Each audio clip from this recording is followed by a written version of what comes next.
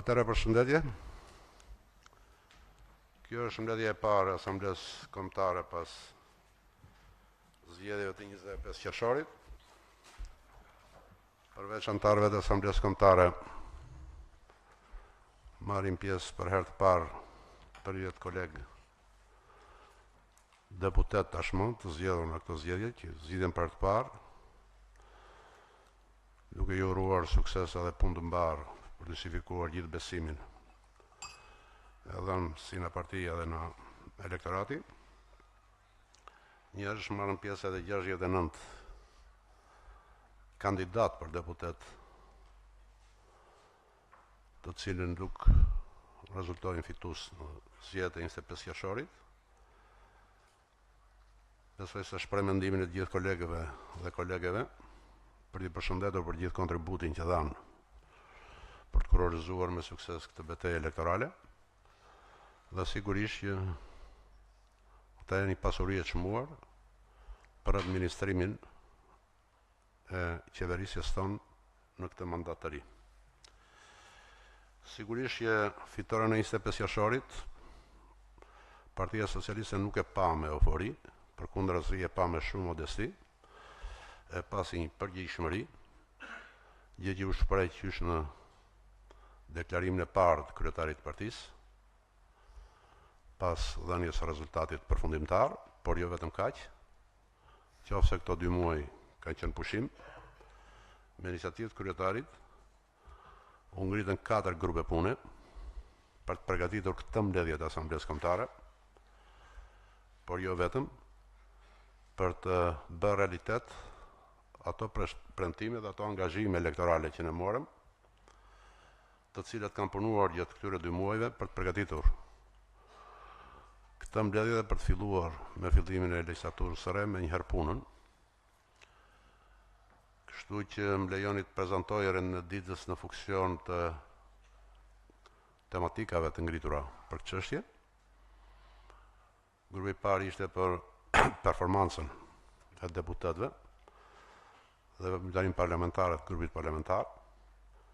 Grupi i dytë është për dhënë disa përfundime për gjitha të aksion që u bë për lidhur me dëgjesat publike në të gjitha qarqet. Grupi i tretë për ristrukturimin e institucioneve, që ishte një nga shtyllat e luftës politike dhe të angazhimit tonë elektoral. Grupi i katërt është ai për lehtësimin e procedurave burokratike, që edhe kjo ishte një shtyllë tjetër dhe që ishte një nga problemet themelore që rezultojnë gjithë dëgjesat e organizuara gjatë muajit korrik dhe gusht. Mandej një bilanc të zgjedhjeve 2017-s për organizim dhe koordinimin elektoral të Partisë Socialiste. Është u argëtuese edhe një pikë tjetër e rendit ditës pas statutit, pas përfundimit të zgjedhjeve plotësuar dhe afati. Në këtë mbledhje duhet të miratojmë edhe projektimin për zgjedhjet e reja në parti. Dhe në fund do të mbyllet me fjalën e kryetarit të partisë për të bërë një bilanc politik për 25 qershorin dhe për sfidat e mandatit të ri. Ka ndonjë vërejtje për endë ditës? Jemi dakord? Dorën, ju lutem. Faleminderit. Atëherë fillojmë me njëherë, do i lutem kolegëve që të respektojnë kohën. Fjalën e ka Taulant Balla, në emër të grupit punës për veprimtarinë parlamentare. Faleminderit, Shogamos. Përshëndetje të gjithëve.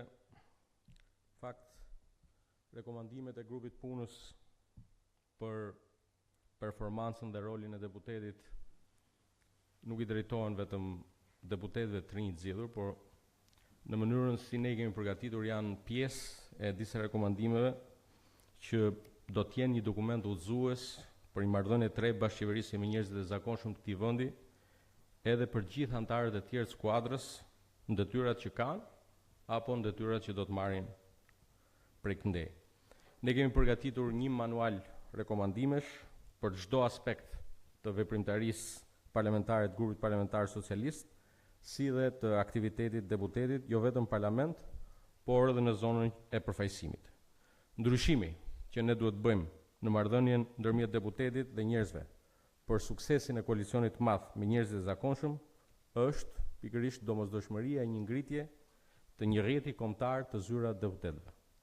Zyrat kryesore elektorale në çdo bashki duhen menjëherë prej shtatorit të shndrohen dhe të adaptohen në funksion të 4 vite të ardhshme në zyrat të deputetëve të qarkut. Por synimi ynë duhet jetë që në çdo zonë të administrimit zgjedhor ne të kemi zyrën e deputetit përkatës. E për këtë qëllim në rregulloren e grupit parlamentar, në cilën përcaktohen detyrat e deputetit grupit parlamentar socialist për marrëdhënie me zgjedhësit, ne do të propozojmë ndryshime në N 28 të rregullores grupit parlamentar, ku çdo deputet i Partisë Socialiste ka të përcaktuar një zyrë në zonën zgjedhore që ai mbulon, në qarkun ku është zgjedhur, ku zhvillon takime me zgjedhësit si rregull, jo më pak se një ditë në javë. Sigurisht ka qenë kjo në rregullore, por ka qenë opcionale, prej sot e tutje nuk ka më deputet Partisë Socialiste që nuk do të jetë në zonën e tij zgjedhore çdo javë me takimet përcaktuara dhe të raportuara në kryesinë e grupit parlamentar. Po aq i rëndësishëm është ndryshimi i fotografisë antiparlamentare të manifestuar çdo të njëjtë në sallën e Kuvendit të Shqipërisë. Respektimi i rregullave me qëllim parandalimin e degradimit të debatit parlamentar është një ndër synimet e jetës parlamentare në 4 vite të ardhshme.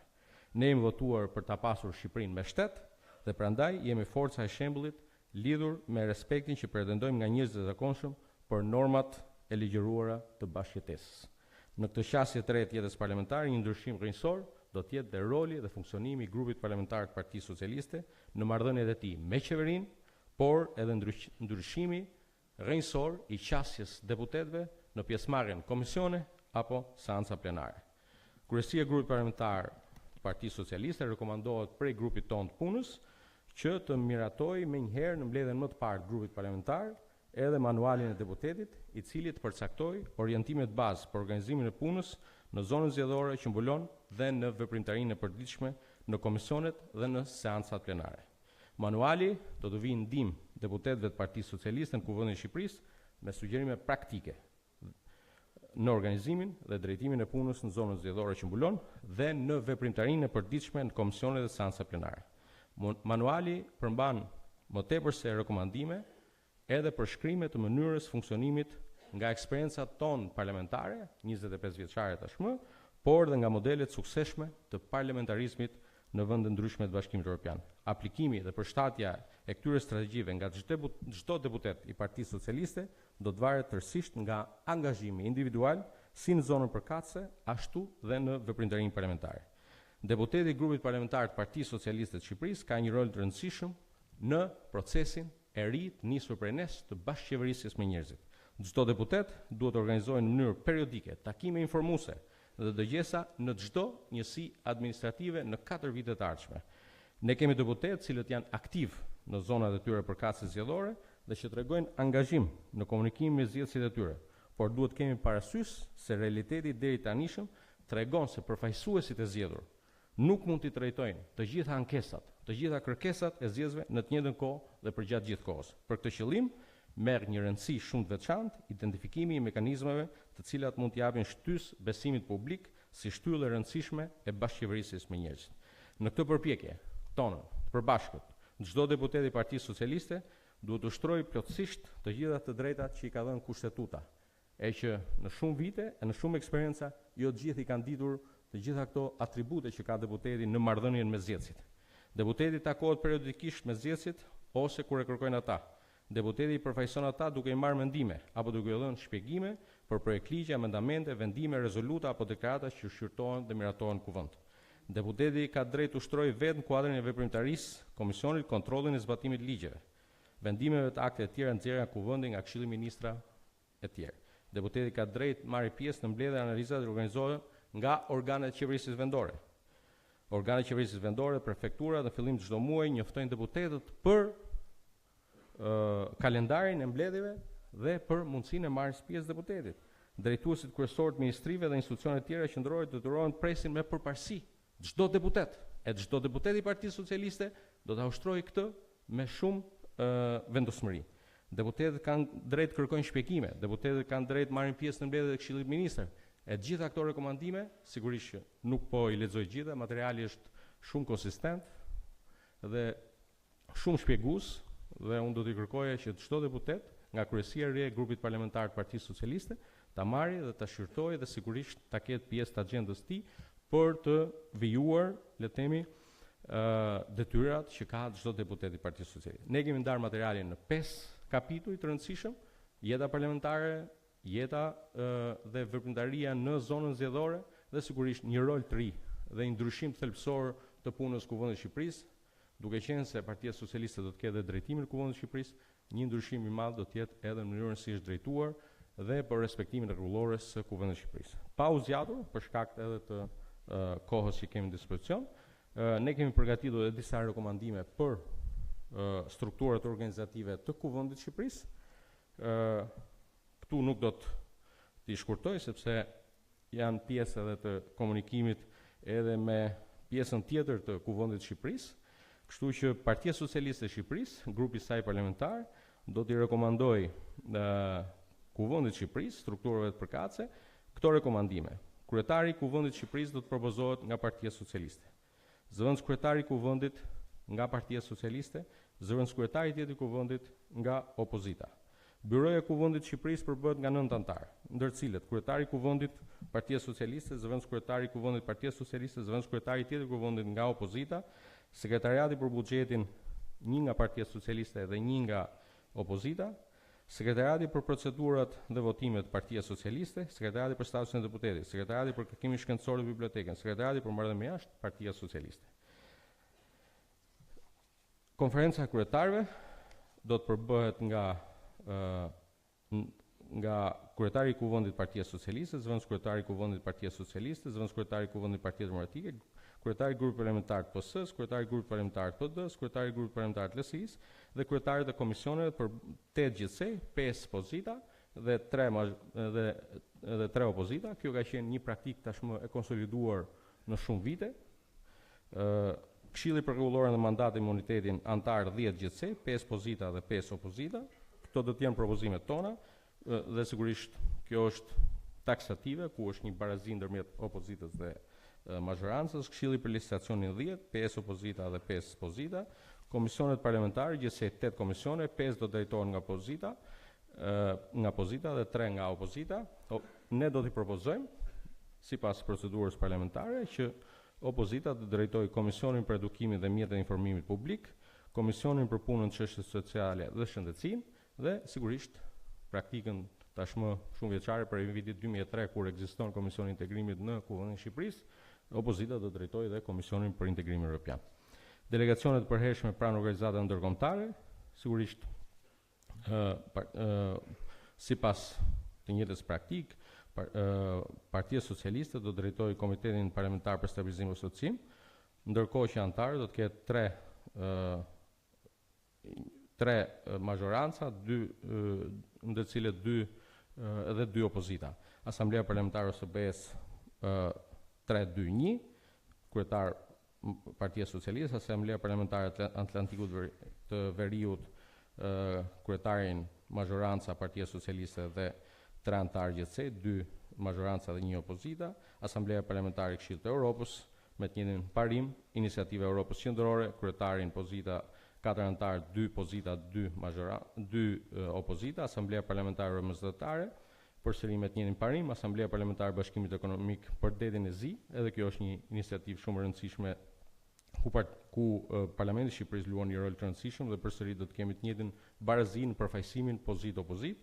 Nisma Adriatiko-Joniane, Asambleja Parlamentare Frankofonisë, ndërkohë që për grupet e miqësisë, sigurisht në komunikim me edhe drejtuesit e ri të grupeve parlamentare të tjera të përfaqësuar në Kuvendin e Shqipërisë, kryesia e re e grupit parlamentar Partisë Socialiste do të ndjek parimin e barazisë në përfaqësim dhe sigurisht që në grupet kryesore të miqësisë Partia Socialiste do të kërkojë të ketë drejtimin e tyre për t'i dhënë grupeve të miqësisë parlamentare një dimension të ri, nisur nga eksperienca të mira që kanë pasur disa prej grupeve të miqësisë në kuadër funksionimit të 4 vjeçarit të shkuar. Faleminderit. Faleminderit shoku Taulant. Atëherë në emër të grupit të punës për të dhënë përfundimet për dëgjesat publike, fjalën e ka Milva Ikonomi.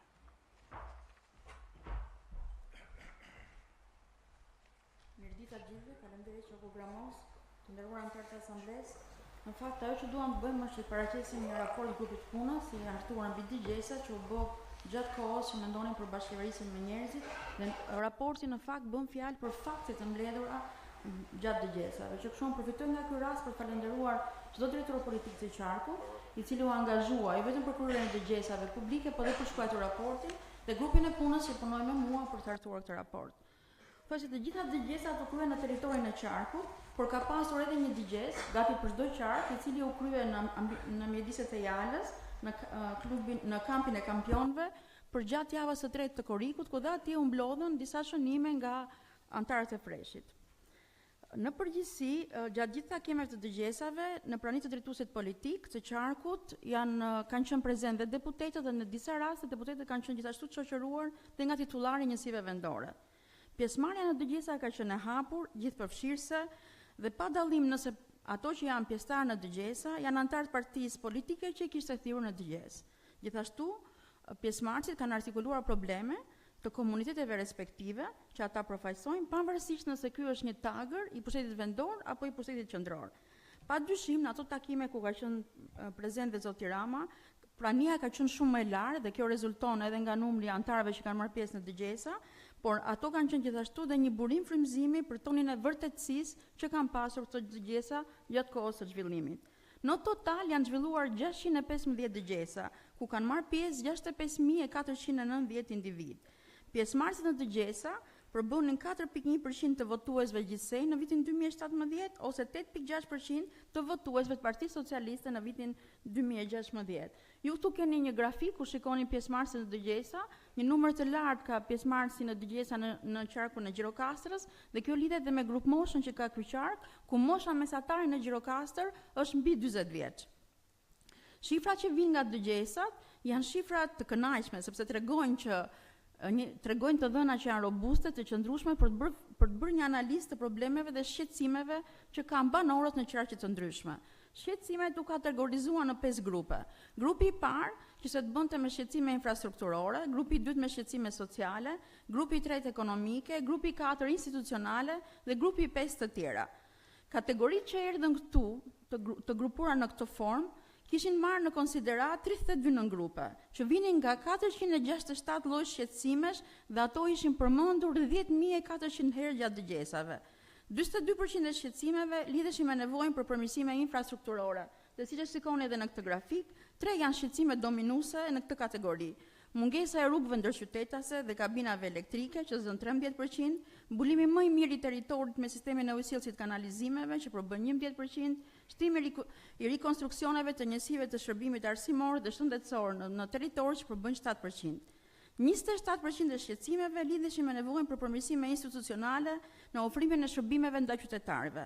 4 janë shqetësimet më dominuese në këtë kategori, që lidhen kryesisht me shërbimin më të mirë që duhet të ofrojnë zyrat e aloizmit dhe të ZRPP-ve me 12%, mungesën e menaxhimit të mbetjeve në terren me 4%, rregullimin e rollit të inspektoriatit në terren me 3% dhe një administratë më të përgjegjshme me 3%. 19% e shqetësimeve adresuan probleme të natyrës sociale. 3 janë shqetësimet më dominuese në këtë kategori. Kryesisht prekin çështjen e punësimit 6%, nevojën për çrëbime më efikase mjekësore dhe për një kemp më të organizuar 3%, rritjen e masës së subvencioneve ose mirë llogaritjen e tyre 3%. 12% e shqetësimeve adresuan problemet natyrës ekonomike dhe 3 janë shqetësimet më dominuese në këtë kategori, që kanë nevojë për tregje më shumë që janë të mundshme për grumbullimin e produkteve bujësore dhe blegtorale dhe për inpute në bujësi me çmime më të ulta, dhe kjo adresohet nga 6% e pjesëmarrësve në dëgjesa. Shtimin e produkteve turistike në rang qarku në 3%, më shumë industri dhe degë industrie që përpunojnë produkte shqiptare me 2%. Megjithatë, ka dhe një kategori të tjera e cila nuk u arrit të futet në këtë pemën e problemeve, dhe këto kanë të bëjnë kryesisht me shqetësime që lidhen me kërkesën, si për shembull statusi i minatorit, apo nevojën për një administratë më pak të politizuar, apo afrimin e zyrave të shërbimeve më pranë qytetarëve, si për shembull zyrat e OSHE-s.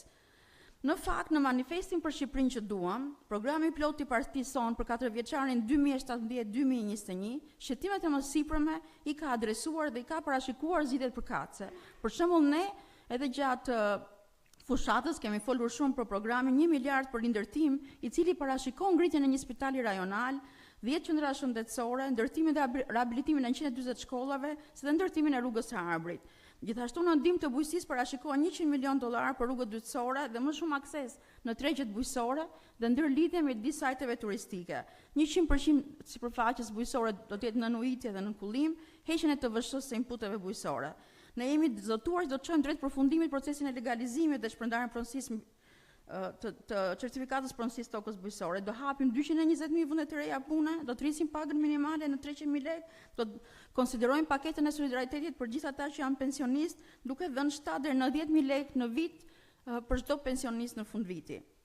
Kjo strukturë shqetësimesh në fakt është e ndryshme për qarqe të ndryshme, dhe po ta krahasojmë me mesatarin e vendit do të vëmë re se për shembull, në qoftë se mesatarja në infrastrukturë për gjitha qarqet është 42%, ka disa qarqe siç është Fieri, Gjirokastra dhe Shkodra, por dhe Vlora, ku nevojat janë më të ulta se sa mesatarja, por edhe këtu brenda këtyre qarqeve ka nevojë për më shumë investime në rrugët që lidhin hapësirën brenda qarkut. Qarqet që ka nevojë për të rritur performancën e institucioneve që operojnë në territorin e tyre janë Fieri, Tirana, Shkodra dhe Vlora. Dhe këtu problemet më shqetësuese mbeten legalizimet, hipotekimet, menaxhimi i mbetjeve dhe emergjencave. Shqetësimet me karakter social janë më të larta në qarkun e Gjirokastrës, sepse ka shumë banorë të moshës së tretë. Në Durrës ku ka shumë të ardhur nga zonat verilindore, në Berat dhe në Vlorë ku ka nevojë për qendra sociale për komunitetet në nevojë. Shqetësimet ekonomike më të larta se sa mesatarja e vendit janë në Vlorë, Shkodër dhe Berat, por të gjitha qarqet pa përjashtim kanë nevojë për më shumë tregje për grumbullimin e produkteve bujqësore dhe për shtimin e produkteve turistike në rang vendi. Në Gjirokastër dhe në Dibër, qytetarët kërkojnë vëmendje për kualifikim më të mirë të punonjësve në institucionet vendore, që kanë shërbime të lidhura drejt për drejt me qytetarët, ndërsa në Dibër, banorët kërkojnë statusin e minatorit. Hapi i dytë i analizës që ne bëm, ishte hapi që lidhe me propulsmërinë që ka shqetësimi i qytetarëve, karshi objektivave të zhvillimit të çdo qarku. Për secilin qark u bë një lexim shumë i kujdesshëm i strategjive të zhvillimit, si dhe 31 planeve të përgjithshme vendore, të hartuara deri më sot për bashkitë. Objektivat e paraqitura në këto plane u renditën sipas shqetësimeve në dëgjesa dhe u bë hartuar një tabelë propulsmërisë. Në përgjithësi propulsmëria ishte e kënaqshme. Planet e zhvillimit kanë ndjekur problematikat e paraqitura dhe grupet e interesit kanë qenë aty prezent kur ato janë hartuar. Koha e hartimit të planeve nuk është më shumë e vjetër se sa viti 2013. Ne konsideruam një propulsmëri të kënaqshme atë që shkonte mbi 50%.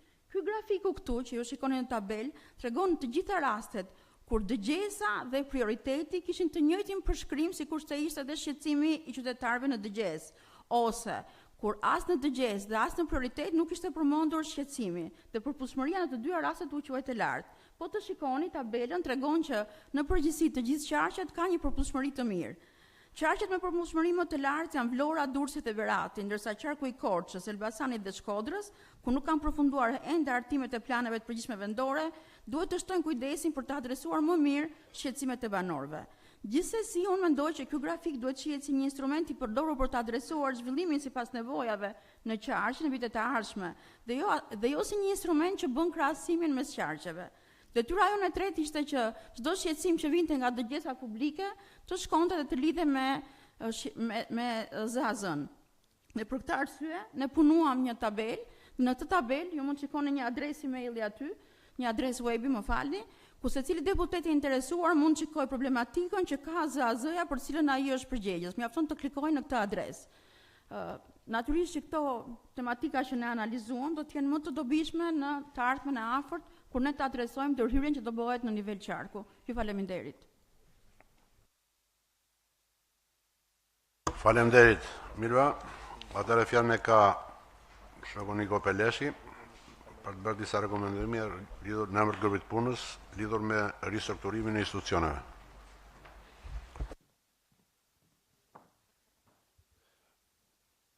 Faleminderit, të nderuar faqësues, antar të Asamblesë Kombetare, me kërkesë të kryeministrit u ngrit një grup pune së bashku me ministrat Damian Gjiknuri, Lindita Nikolla, Ogerta Manastirliu dhe Bledar Çuçi, për të bërë një rishikim të funksioneve të strukturës të institucioneve të varësisë. Ne kemi arritur në një projekt rekomandimesh, i cili natyrisht është një punë paraprake, është një projekt që do t'i duhet dhe do t'i vlejë çdo ministrie, çdo sektori dhe një grupi të posaçëm pune për ta thelluar edhe për ta jetësuar më tej në strukturën e re të sistem të institucioneve të varësisë. 2 fjalë për metodologjinë. Kemi analizuar rreth 500 institucione. Brenda një jave kemi me sukses, do të them, kemi arritur të plotësojmë një formular, një pyetësor me 341 institucione, të thjesht por shumë kuptim plot dhe shumë dobishëm për të vazhduar dhe për ndërtuar më tej punën për strukturën e re të institucioneve. Kemi konsultuar rekomandime dhe raporte të Bankës Botërore, Organizatës Kombeve të Bashkuara, Bankës Gjermane, KFV dhe të tjera që kanë punuar më parë lidhur me strukturat qeverisë, si dhe kemi analizuar 14 apo kemi konsultuar 14 struktura qeveritare të shteteve ndryshme të rajonit, por edhe të Europës. Nga kjo analizë kemi parë se Shqipëria, edhe relativisht, pra krahasimisht me shtetet e tjera, ka një numër shumë të madh të institucioneve të varësisë. Duke përfshirë edhe degët, kemi rreth 500 institucione varësie, agjenci dhe institucione ndryshme, të cilat janë të, siç e shikoni në këtë grafik, janë të shpërndarë në mënyrë jo proporcionale. Kemi 81 institucione me funksione drejt për së drejti ofruese të shërbimeve, 13 institucione me funksione politik bërje dhe 130 institucione të cilat edhe si rezulton vetë nga formulari plotësuar nga këto institucione kanë funksione mikse. Kemi një tipologji me një variacion shumë të madh rreth 24 tipologji të ndryshme të institucioneve të varësisë, e cila nuk është në përputhje me ligjin, sepse sipas ligjit ka 3 apo 4 institucione varësie në tipologji. Tjetër. Edhe shpërndarja në nivel vendor edhe qendror, siç e shikoni, është endemike dhe jo proporcionale. Tjetër. Kalojmë çik më shpejt, lutem. Grafiku që po shikoni tregon numrin e punojësve. Kemi një varietet të madh të numrit të punojësve nga institucione me 10 punonjës deri në institucione me rreth 1400 punonjës. Tjetër më shpejt. Nga analiza që kemi bërë, 20% e institucioneve kanë më pak se 10 punonjës, ndërkohë që rreth 50% e institucioneve kanë më pak se 30 persona në staf. Tjetër. Kemi bërë dhe një vështrim mbi teknologjinë, përfshirjen e teknologjisë në institucionet tona, na rezulton që vetëm 30% e institucioneve kanë regjistra të digitalizuar dhe 20% e institucioneve nuk kanë regjistra fare. Kalojmë te rekomandimet, jemi udhëhequr nga parimi i optimizimit për rritjen e eficiencës institucionale, sipas parimit të bëjmë më shumë edhe më mirë me më pak. Sipas parimi i dytë është një organizim funksional i cili shmank mbi vendosjet e funksioneve ndërmjet institucioneve ndryshme, dhe i treti është udhëheqja nga reforma e re territoriale dhe nga qasja e re rajonale zhvillimore, të cilin kemi implementuar së fundi. Kështu si përfundim, nga 141 agjenci edhe institucione varësie të analizuara, ne propozojmë një projekt me 104 agjenci varësie. Ndërkohë kemi shkrirë, pra, disa nga ndryrjet më radikale ka qenë shkrirja e agjencive me pak se 10 persona në staf, dhe kemi shmangur apo kemi shkrirë disa institucione të cilat kanë funksione të njëjta apo të ngjashme. Ndërkohë, nga 24 tipologji të ndryshme institucionesh varësisë, ne propozojmë kalimin në 4 tipologji, ku autoriteti do të quhet një institucion qendror me funksione drejtimi, agjenci do të jetë një institucion në varësi të autoritetit me funksione menaxhimi, ndërmarrje e shërbimeve publike apo një emërtim tjetër do të jetë institucioni që ofron shërbime dhe inspektoriatet do të jenë ato institucione që kanë funksione të qarta kontrolli dhe inspektimi. Sa i përket organizimit rajonal, për ata që nuk janë të informuar, ne kemi bërë jemi duke ndërmarrë një reformë territoriale, kemi organizuar territorin e Shqipërisë sipas pikpamjes zhvillimore në 4 rajone të mëdha, dhe tentojmë që dhe institucionet, atje ku është e mundur, institucionet ti grupojmë apo ti dekoncentrojmë mbi bazë rajonesh.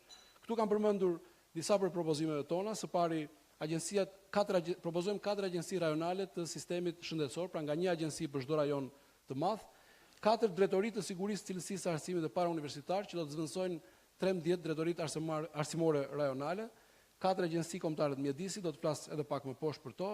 Gjithashtu shërbimi social shtetëror nga 12 organizohet në 4 dhe pastaj në një perspektivë jo afat shkurtër, pak më afat gjatë, edhe degët rajonale të thesarit, pas përfundimit të procesit të të digitalizimit, mund të dekoncentrohen në 4, nga 36 që janë sot. Tjetër? Baza e të dhënave është një nga ato që të bie në sy dhe që jemi të vetëdijshëm. Ne nuk kemi ende një databazë qendrore të dhënave të shtetit shqiptar, kështu që ne propozojmë organizimin e një agjencie qendrore të bazës qendrore të dhënave, e cila padyshim duhet të furnizohet nga institucionet, ministritë dhe institucionet e tjera, të cilave propozojmë t'ju kërkohet pra përfundimi i shpejt me një deadline, me një afat të përcaktuar i procesit të digitalizimit të regjistrave fizik për çdo institucion. Ndërkohë, një nga dobësitë e gjithë sistemit tonë qeverisës janë datat, janë të dhënat, statistikat që prodhohen nga çdo institucion, kështu që propozojmë jo vetëm në nivel ministrie, por edhe në nivel institucionesh sektori i statistikës të forcohet. Po përmend vetëm disa prej agjencive apo ndryshimeve sipas ministrive kryesore që ne propozojmë. Mund të shikoni në prezantim më tepër, por unë do të citoj një, për shembull, te Ministria e Bujqësisë, ne propozojmë shkrirjen e drejtorive të bujqësisë, kalimin e funksioneve veterinare që këto drejtori kanë tek AKU-ja, te Autoriteti i Kontrollit Ushqimor, ndërsa ekstensioni dhe statistikat pranë bashkive. Tjetër? Tek Ministria e Financave, propozimi kryesor është bashkimi i doganave me tatimeve, pra drejtorisë së doganave me drejtorinë e tatimeve në Agjencinë Kombëtare të të ardhurave. Tjetër? Te Ministria e Shëndetësisë, 4 agjenci të sistemit shëndetësor rajonal përkundrejt 11 drejtori plus autoritete rajonale shëndetësore që kemi sot. Tjetër. Te Ministria e Brendshme, ne propozojmë do flas për pronën pak më sipër, për atë pikën e parë tek kurtarim të prona, po ndërkohë propozojmë ngritjen e Agjencisë së Mbrojtjes Civile, e cila përfshin dhe drejtorinë e rezervave materiale dhe emergjencat civile. Pasi edhe nga vështrimi që i kemi parë strukturës së emergjencave në rajon edhe më gjerë, ne jemi shumë modest në kapacitetet e emergjencave civile. Sa i përket mirëqenies sociale, propozojmë kalimin nga 12 drejtori të shërbimit social shëndetësor në 4 drejtori për 4 rajone të zhvillimit. Te Ministria e Arsimit, e përmend edhe pak më lart, propozojmë ngritjen e Agjencisë Sigurimit të Cilësisë në Arsimin Parauniversitar, e cila bashkon funksionet e 2 instituteve, Institutit të Zhvillimit të Arsimit dhe Inspektoriatit të Arsimit. Ndërkohë, në nivel vendor propozojmë kalimin, pra dekoncentrimin në nivel rajonal të drejtorive arsimore, në vend të 13 drejtorive arsimore, kalojmë në 4 drejtoritë sigurimit cilësisë së arsimit por parauniversitar. Nuk është thjesht ndryshim emri, por është edhe shtim edhe fuqizim i funksioneve të këtyre drejtorive të reja. Ministrinë e Ekonomisë duhet të përmend, sepse lidhet shumë dhe me inspektimin, propozimin tonë për të krijuar një agjenci të akreditimit dhe standardizimit, e cila bashkon 2 drejtori, drejtorinë e akreditimit dhe drejtorinë e standardizimit. Do ta përmend më poshtë, pasi do të veçoj inspektimin si një nga çështjet e veçanta për të cilin është shumë i rëndësishëm standardizimi dhe akreditimi. Tjetër. Te Ministria e Zhvillimit Urban, ne propozojmë shkrirjen e fondit e entit të banesave, pasi strehimi social është një funksion ekskluziv i bashkive, ndërkohë propozojmë kthimin apo shndrimin e këtij enti në një fond strehimi. Pra, qeveria qendrore mund dhe duhet të vazhdojë të mbështesë programet sociale të strehimit të bashkive, për shkak se kapacitetet e tyre nuk janë të mjaftueshme për të zhvilluar programe sociale strehimi, sipas kërkesave të komunitetit, por në formën e një fondi. Ndërkohë, implementimi i këtyre programeve dhe projekteve duhet bëhet nga bashkitë vetë. Ndërkohë, Agjencia e Legalizimit, ALUIZNI, integrohet brenda Agjencisë së Re të Titullit të Pronësisë, për cilin do të flas shkurt pak më poshtë. Te Ministria e Mjedisit, krijojmë Agjencinë Kombëtare të Mjedisit, ku propozojmë bashkimin e Agjencisë Mjedisit dhe Agjencisë së Zonave të Mbrojtura, sepse në thelb të dy agjencitë kanë funksione që mbivendosen apo pothuajse të njëjta, kanë mbrojtje mjedisi. 3 çështje të veçanta: inspektimin, prokurimet dhe prona. Sa i përket inspektimit, kemi vënë re që ka një mori strukturash të cilat kanë edhe funksione inspektimi ose posaçërisht funksione inspektimi. Kështu që inspektimin e gjen pothuajse kudo, Ajo që bie në sy është mungesa e normave dhe e standardeve. Ndaj unë theksova rëndësinë e krijimit të një agjencie të standardizimit dhe akreditimit që të shërbejë pastaj si bazë për inspektimin. Duhet të them që Shqipëria nuk është ende antare e Organizatës Ndërkombëtare të Standardeve, ku janë sot 163 vende antare. Tjetër. Pra kemi duplikim funksionesh, kemi një përzierje të kontrollit të brendshëm me inspektimin, dhe kemi një mungesë të sistemit të karrierës dhe kualifikimit për inspektorët tanë. Ajo që propozojmë është një rishikim i kuadrit ligjor për inspektimin në mënyrë të sinkronizuar në drejtimin e Inspektoratit Qendror që prej 4-5 vitesh është i krijuar. Për kthimin e standardeve ndërkombëtare dhe standardet shqiptare, ngritjen e sistemi të kualifikimit dhe trajnimit dhe vendosjen e një sistemi karriere për inspektorët. Në mënyrë që t'i japim edhe një lloj imuniteti politik inspektimit. Tjetër, propozojmë ndarjen e qartë të inspektimit me kontrollin. Kontrolli, sipas mendimit ton, është një veprimtari e brendshme menaxheriale, drejtorive apo agjensive, ndërsa inspektimi është një veprimtari e kontrollit të lishmërisë edhe të sigurisë. Laboratoret janë shumë të rëndësishme, ka mungesë të madhe të cilësisë së laboratoreve, por dhe të numrit të tyre, mund të konsiderohen skemat e partneritetit publiko-privat për të realizuar në një kohë të shpejtë. Tjetër. Kjo është çfarë propozojmë ne për strukturën e re të institucioneve me qendër Inspektoratin Qendror, të cilës siç e dëgjuat i japim propozojmë të jepen disa funksione dhe atribute të tjera. Në qendër qëndron Agjencia e Standardeve dhe Akreditimit në krye. Tjetër. Disa fjalë për prokurimet. Po përmend shkurt disa të dhëna për të krijuar një pamje se kush është volumi i prokurimeve në Shqipëri. Këto dhënat janë të vitit 2016, rreth $1 miliard është volumi i blerjeve të madhrave dhe shërbimeve në Shqipëri. Janë 1407 autoritete kontraktore, 8500 procedura prokurimi në vit, lidhen 5500 kontrata dhe ofertohet nga 39.000 oferta nga kompanitë. Ajo që vëmë re është që sistemi është shumë i fragmentarizuar dhe kjo me sa duket është edhe baza dhe shkaku pse performanca është e dobët.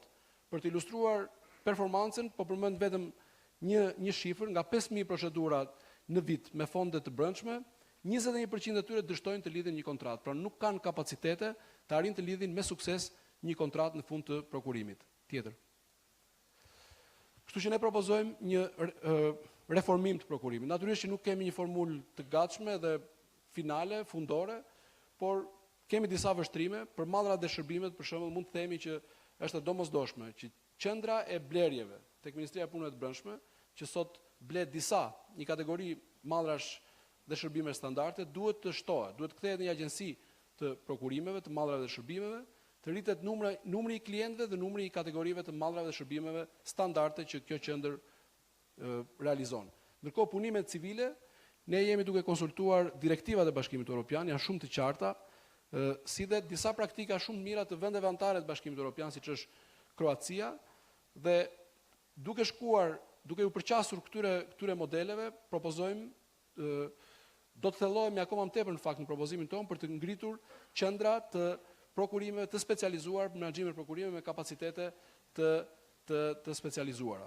Sa i përket regjimit ndihmës huaj, ne kemi aktualisht një drejtori te Ministria e Financave, CFCU quhet, që merret me prokurimet e financimit huaj. Propozojmë kthimin e kësaj drejtorie në një agjenci për menaxhimin e prokurimeve, si dhe njësitë e posaçme që ngrihen për implementimin e projekteve, ad hoc në çdo ministri për çdo projekt propozojnë të jenë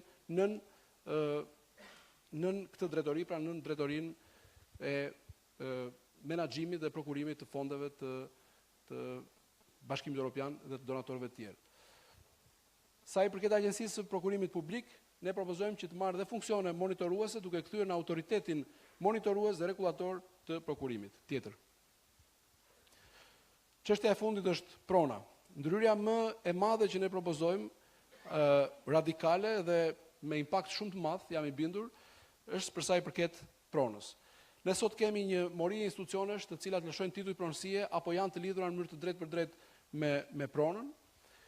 Duhet thënë për vështrim historik që Shqipëria asnjëherë nuk ka patur një regjistër të përgjithshëm kadastral të pasurive dhe kjo i ka bërë pronën, pasurinë e patundshme të jetë një objekt tjetërsimesh të palishme.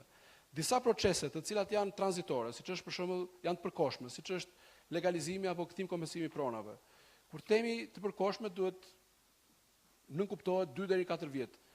Disa prej tyre janë zgjatur 25 vjet, siç është kthim kompensimi i pronës, i cili nuk ka mbaruar ende, por me ligjin e ri, me legjislacionin e ri që ne kemi miratuar në qeverinë e kaluar, pretendojmë dhe jemi të bindur që kjo çështje brenda 10 vjetësh do të marrë fund. Nuk mjafton vetëm ligji, nuk mjafton vetëm një kuadër i ri institucional, pra një institucion i ri që kemi ngritur për kthim kompensimin e pronës, por duhet tani një trajtim i pronës më integral. Këto janë rreth të paktën 12 institucione që lëshojnë titull pronësie. Tjetër. Synojmë që përmes një strukture të re, të përfundojmë regjistrin fillestar sistematik kombëtar pasuritë e paluajshme, të krijojmë një regjistër elektronik të pasurive të paluajshme, të përfundojmë procese tranzitore, legalizimi, trajtimi i pronës, titulli i pronësisë në fshat, kalimi i pronës pasuritë të paluajshme ndërtuara para vitit 91, apo oboret në përdorim, besoj keni dëgjuar gjitha këto procese që kanë filluar por nuk mbarojnë, si dhe të ndërtojmë një sistem të digitalizuar të pasurive të paluajshme duke përfshirë hartografinë sipas standardeve ndërkombëtare, sepse duhet të them që jo vetëm kemi shumë institucione që lëshojnë titull pronësie, por shumë prej tyre ose të gjitha përdorin artat e tyre. Pra nuk kemi një art të unifikuar dhe ky është shkaku kryesor pse gjenerohen kaq shumë mbivendosje, prone, përplasje, të cilat nuk janë mbivendosje terreni, por janë mbivendosje letrash dhe artash të institucioneve tona. Ky është slajdi i fundit. Propozojmë që mbase jo të gjitha, mbase jo duke përfshirë dhe Agjencinë e Trajtimit të Pronës, pra kthim kompensimin e pronës, por institucione si Zyra e Ristrinë të Pasurive të Patundshme, Aluizni, Agjencia e Transferimit të Pronave e Inventarizimit dhe Transferimit të Pronave të paluajshme në Ministrinë e Brendshme, dhe disa institucione të tjera që kanë të bëjnë me apo drejtori që kanë të bëjnë me tokën bujqësore të integrohen në një agjenci të titullit të pronësisë, ndërkohë hartografia dhe kadastra të jetë një e unifikuar për gjithë institucionet e pronës, por dhe për gjithë ato institucione të cilat nuk mund të kenë, mbase s'kan lidhje drejt me pronën, por përdorin hartografi. Duhet kemi një regjistër, një hartë të unifikuar dhe çdo institucion të ketë shtresën e vet në këtë regjistër dhe në këtë art, por jo të ketë një art apo regjistër më vete. Kjo pak a shumë është puna që kemi kryer në arkun e disa javëve. Siç e thash, është vetëm një draft, është vetëm një projekt, por jam i bindur që çdo ministri apo një grup i posaçëm që propozojmë të ngrihet për të qëllim, do t'i vlejë si një bazë e mirë për të filluar dhe jetësuar në një kohë, themi disa mujore, një strukturë të re, më eficiente, më të optimizuar, edhe me një performancë më të mirë. Faleminderit. Faleminderit shoku Niko. Lidhur me lehtësim në procedurave burokratike, fjalën e ka shoku Arben Ahmeti.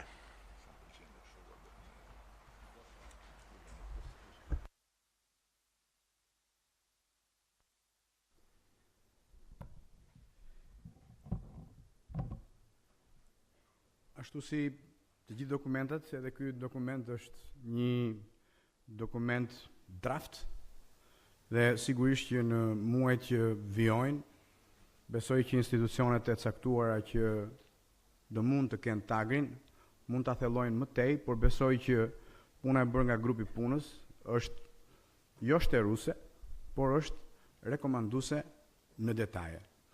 Reforma e deregulimit është një iniciativë drejt për drejt e kryeministrit e marrë rreth 3 vite më parë me procesin e rinxhinjerimit të shërbimeve në favor të qytetarit dhe rregullimi dhe deregullimi janë dy fenomene të rëndësishme të një ekonomie tregu që në varësi të masës së aplikimit mund të kthehen në pengesë apo mund të kthehen në nxitje për investimet e huaja dhe ato të vendit. Kjo reformë padyshim është jetësimi një përpjekje serioze, afatgjatë, dhe synimi është të japim fund një herë mirë kalvarit të gjatë të mundimshëm të hapave dhe procedurave që duhet të ndiqen për marrjen e një shërbimi apo të drejte nga shteti. Do të garantojmë që çdo dokument që i kërkohet qytetarit apo sipërmarrjes nga shteti, vetë shteti ta sigurojë në një sportel të vetëm dhe në kohë minimale ose ta reduktojë kur nuk është i domosdoshëm, pra ky do të jetë rekomandimi. Dokumenti i rekomandimeve për deregulimin përbën një analizë tërësore të numrit të lejeve, të licencave, autorizimeve dhe dokumenteve që kërkohen në këtë vend dhe ofron një set me rekomandime për zbatimin praktik të kësaj draft reforme. Gjej rastin të falenderoj kolegët e mi të grupit të punës, Erion Braçen, Ditmir Bushatin, Elisa Spiropalin, Ilir Beqen, Klotilda Ferratin dhe Milena Riton. Gjendja aktuale. Konkluzioni i parë i grupit të punës dhe i specialistëve që u angazhuan është ekonomia shqiptare mbetet sot një ekonomi e mbi reguluar. Dhe po të shohësh numrin e institucioneve që ju referua zoti Peleshi, nuk ka nevojë për koment. Janë 141 autorizime të lëshuara nga 19 institucione qendrore dhe 94 licenca. Përmes deregulimit, ne rekomandojmë që të reduktohet ndjeshëm numri dhe afati i përfitimit të tyre. Shembull, sot vendimi për aplikimin e procedurës së grupit të parë për leje dhe licencat merret brenda 2 ditë pune, që nuk ka nevojë. Mund të merret drejt për së drejti brenda 1 ore. Dhe kjo është infrastrukturë e thjeshtë, e ndërtuar dhe kapacitet i ndërtuar. Një tjetër problem është rezistenca e institucioneve për deregulimin, tendenca për të shtuar numrin e lejeve, licencave, autorizimeve që sjell përpasoj mungesën e gjurmëshmërisë së numrit të tyre, inventarizimit. Dhe mos koordinimi mes institucioneve të lidhura, kur ka raste e njëjta gjë kërkohet nga më shumë se një institucion. Shembull, autorizimi për grumbullimin dhe përpunimin industrial të duhanit, Agjencia Kombetare e Duhanit, Cigareve, Ministri i Bujqësisë, në bazë të ligjit sektorial për ushtrimin e këtij aktiviteti, subjektet pajisjen me licencë pra autorizimi përbën mbi rregullim. Një licencë, një autorizim, pa që nevoja. Reduktimi i numrit aktual të lejeve, licencave dhe autorizimeve është aspekti parë i kësaj draft reforme të deregulimit. Gjeorgjia si një shembull i transformimit në këtë drejtim reduktoi në mënyrë drastike të lejeve nga 990 në 72. Ofrimi i shërbimeve publike në një sportel të vetëm, sipas konceptit tashmë të avancuar Public Service Hall, është aspekti dytë. Hapi i parë është hedhur me bashkimin e QKR-QKL për krijimin e qendrës kombëtare të biznesit, propozimi që Niko tha pak më parë në këndvështrimin tim modest shkon shumë mirë për të çuar edhe atë institucion tek QKB-ja, por rasti i Adisës është një shembull që ofron falënderime për gamën e shërbimeve dhe cilësinë e shërbimeve që ka ofruar ndaj qytetarëve. Aspekti i tretë është digitalizimi, pra ofrimi i shërbimeve publike elektronike, që kërkon vazhdimin e ringjinjerimit të shërbimeve ekzistuese, përdorimin e një platforme për ndërveprimin e sistemeve dhe aksesimi i drejt për drejt nga publiku, kryesisht nga qytetarët e zakonshëm, sepse statistika tregon që me gjithë atë arkitekturë digitalizimi që ne kemi sot, përdorimi nga qytetarët e zakonshëm është akoma larg. Rekomandimet. Rishikimi i listës aktuale të lejeve dhe licencave. 11 licenca hiqen me njëherë dhe pa asnjë kosto. 5 licenca mund të riklasifikohen dhe të hiqet tarifa sektoriale e licencimit. 4 licenca rigrupohen shumë kollaj në 2 të tilla dhe 12 licenca shkurtohet afati vendimarrjes nga 15 ditë në maksimalisht 10 ditë. 2 thjeshtësimi i procedurave të licencave, lejeve dhe autorizimeve, që ka të bëjë me procedurat e dorëzimit ballë për ballë, procedurat e shqyrtimit dhe vendimarrjes të menjëhershme, përmbajtja e vendimit të refuzimit, kur refuzon institucionet, procedura e dorëzimit të ankimimit administrativ që zgjat pafund dhe për mendimin tim përforcimi i miratimit në heshtje, që do të thotë që në qoftë se administrata për kohën e caktuar me ditë nuk përgjigjet, leja, autorizimi është e drejtë e kaluar automatike tek qytetari i zakonshëm. Për autorizimet rezultojnë 14 për tyre nuk bazohen në ligje sektoriale, pra ka qenë dëshira invencione të drejtuesve të institucioneve. 12 autorizime të shfuqizohen pas e përbëjnë mbi rregullim të sektorit, të vënë re dhe të doing business. 86 autorizime vazhdojnë të jepen nga institucionet pasi të detajohen kushtet dhe aktet në ligjore, sepse jepen a priori. Rekomandohet riventarizimi i listës të autorizimeve, evidentimi i rasteve të përdorimit të terminologjive të ndryshme për të njëjtën gjë, që ka shumë të tilla dhe masa administrative për institucionet që aplikojnë shkeljet. Ndryshimi i kuadrit ligjor, 4, hartimi i një liste fundore me ligj të licencave dhe lejeve që lëshohen në Republikën e Shqipërisë dhe shtimi i një leje të re apo licencë të re do duhet të bëhet vetëm me ligj dhe jo me vendim qeverie. Digitalizimi i shërbimeve publike nuk dua që të ri shumë këtu, ka për parim të jashtëzakonshëm, por ka një kosto sigurisht jo të papërballueshme, po të konsiderueshme. Besoj që është një proces në vazhdim. Rekomandimet e fundit janë për drejtorinë e përgjithshme të tatimeve që ka të bëjë me rikonceptimin e ndërfaqjes me tatim paguesin. Ofrimi elektronik i 10 vërtetimeve nuk ka nevojë për takime ballë për ballë dhe kohë të humbur, dhe i pagesat të vazhdojnë të shtohen jo thjesht ke tatim fitimi të TVSH-ja, por të gjitha. Rekomandimet për drejtorinë e përgjithshme të doganave, ofrimi online i deklaratës dhe qëndërzimi i shërbimit të vlerësimit doganor, një proces i filluar, rekomandim goxha i fortë, dhe ofrimi i 28 shërbimeve aplikimi, të cilat mund të bëjmë online pa që nevoja që sipërmarrja të jetë prezent në dyert e këtyre institucioneve. Shqiptarët jashtë dheut, besoj që me programin i konsullata është bërë një hap cilësor në digitalizim, janë të mundshme dhe të rekomanduara në këtë draft dokument kryerja e pagesave të tarifave konsullore dhe konfirmimit të tyre, dhe modul shtesë për vizat dhe legalizimit e dokumentave në e-konsullat. Do ta mbyll duke thënë që është patjetër një draft dokument që mund të thellohet, por qëndron në themel të përmirësimit të klimës së biznesit, që është kyç, është kusht për hapjen e vendit, për rritjen ekonomike, për tërheqjen e investimeve të huaja dhe promovimin e investimeve të vendit. Faleminderit. Faleminderit. Shokuar Ben, fjalën e ka Blerina Gjulameti, që në emër të grupit punës paraqis rekomandimet për organizimin dhe koordinimin elektoral të partisë. Përshëndetje të gjithëve. Atëherë në emër të grupit punës të ngritur për analizën e gjendjes aktuale politike të organizatave socialiste, si edhe të analizës zgjedhore, do përmbledh shkurtimisht raportin përkatës, një raport i cili është i detajuar dhe do t'i vihet në dispozicion gjithë drejtuesve të qarqeve dhe të kryetarëve të partisë dhe me radhë. Duke falenderuar çdo antar të grupit për punën e bërë, por gjithashtu dhe gjithë drejtuesit e qarqeve së bashku me ekipet, 61 kryetarët e partive dhe të gjitha strukturat për punën që u bë pas zgjedhjeve, do doja të vazhdoja me pjesën tjetër që ka të bëjë me pjesën e parë analizën zgjedhore. Atëherë në këto zgjedhje arritëm të sigurojmë 3 mandate më shumë, pikërisht se objektivi i përcaktuar para zgjedhjeve, që ishte 71 mandate, dhe 9 mandate më shumë se në 2013.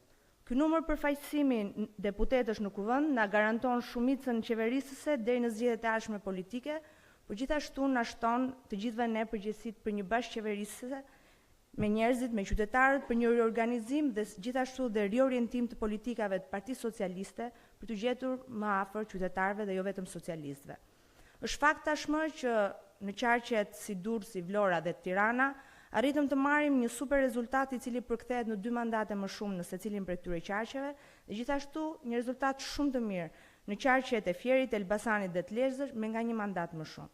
Me punën e gjithëve dhe në drejtimin e kryetarit dhe kryeministrit Edi Rama, në këto zgjedhje arritëm të merrnim 51 vota më shumë për Partinë Socialiste se në 2013, ndonse duhet theksuar fakti se morën pjesë 250.000 votues më pak se në vitin 2013.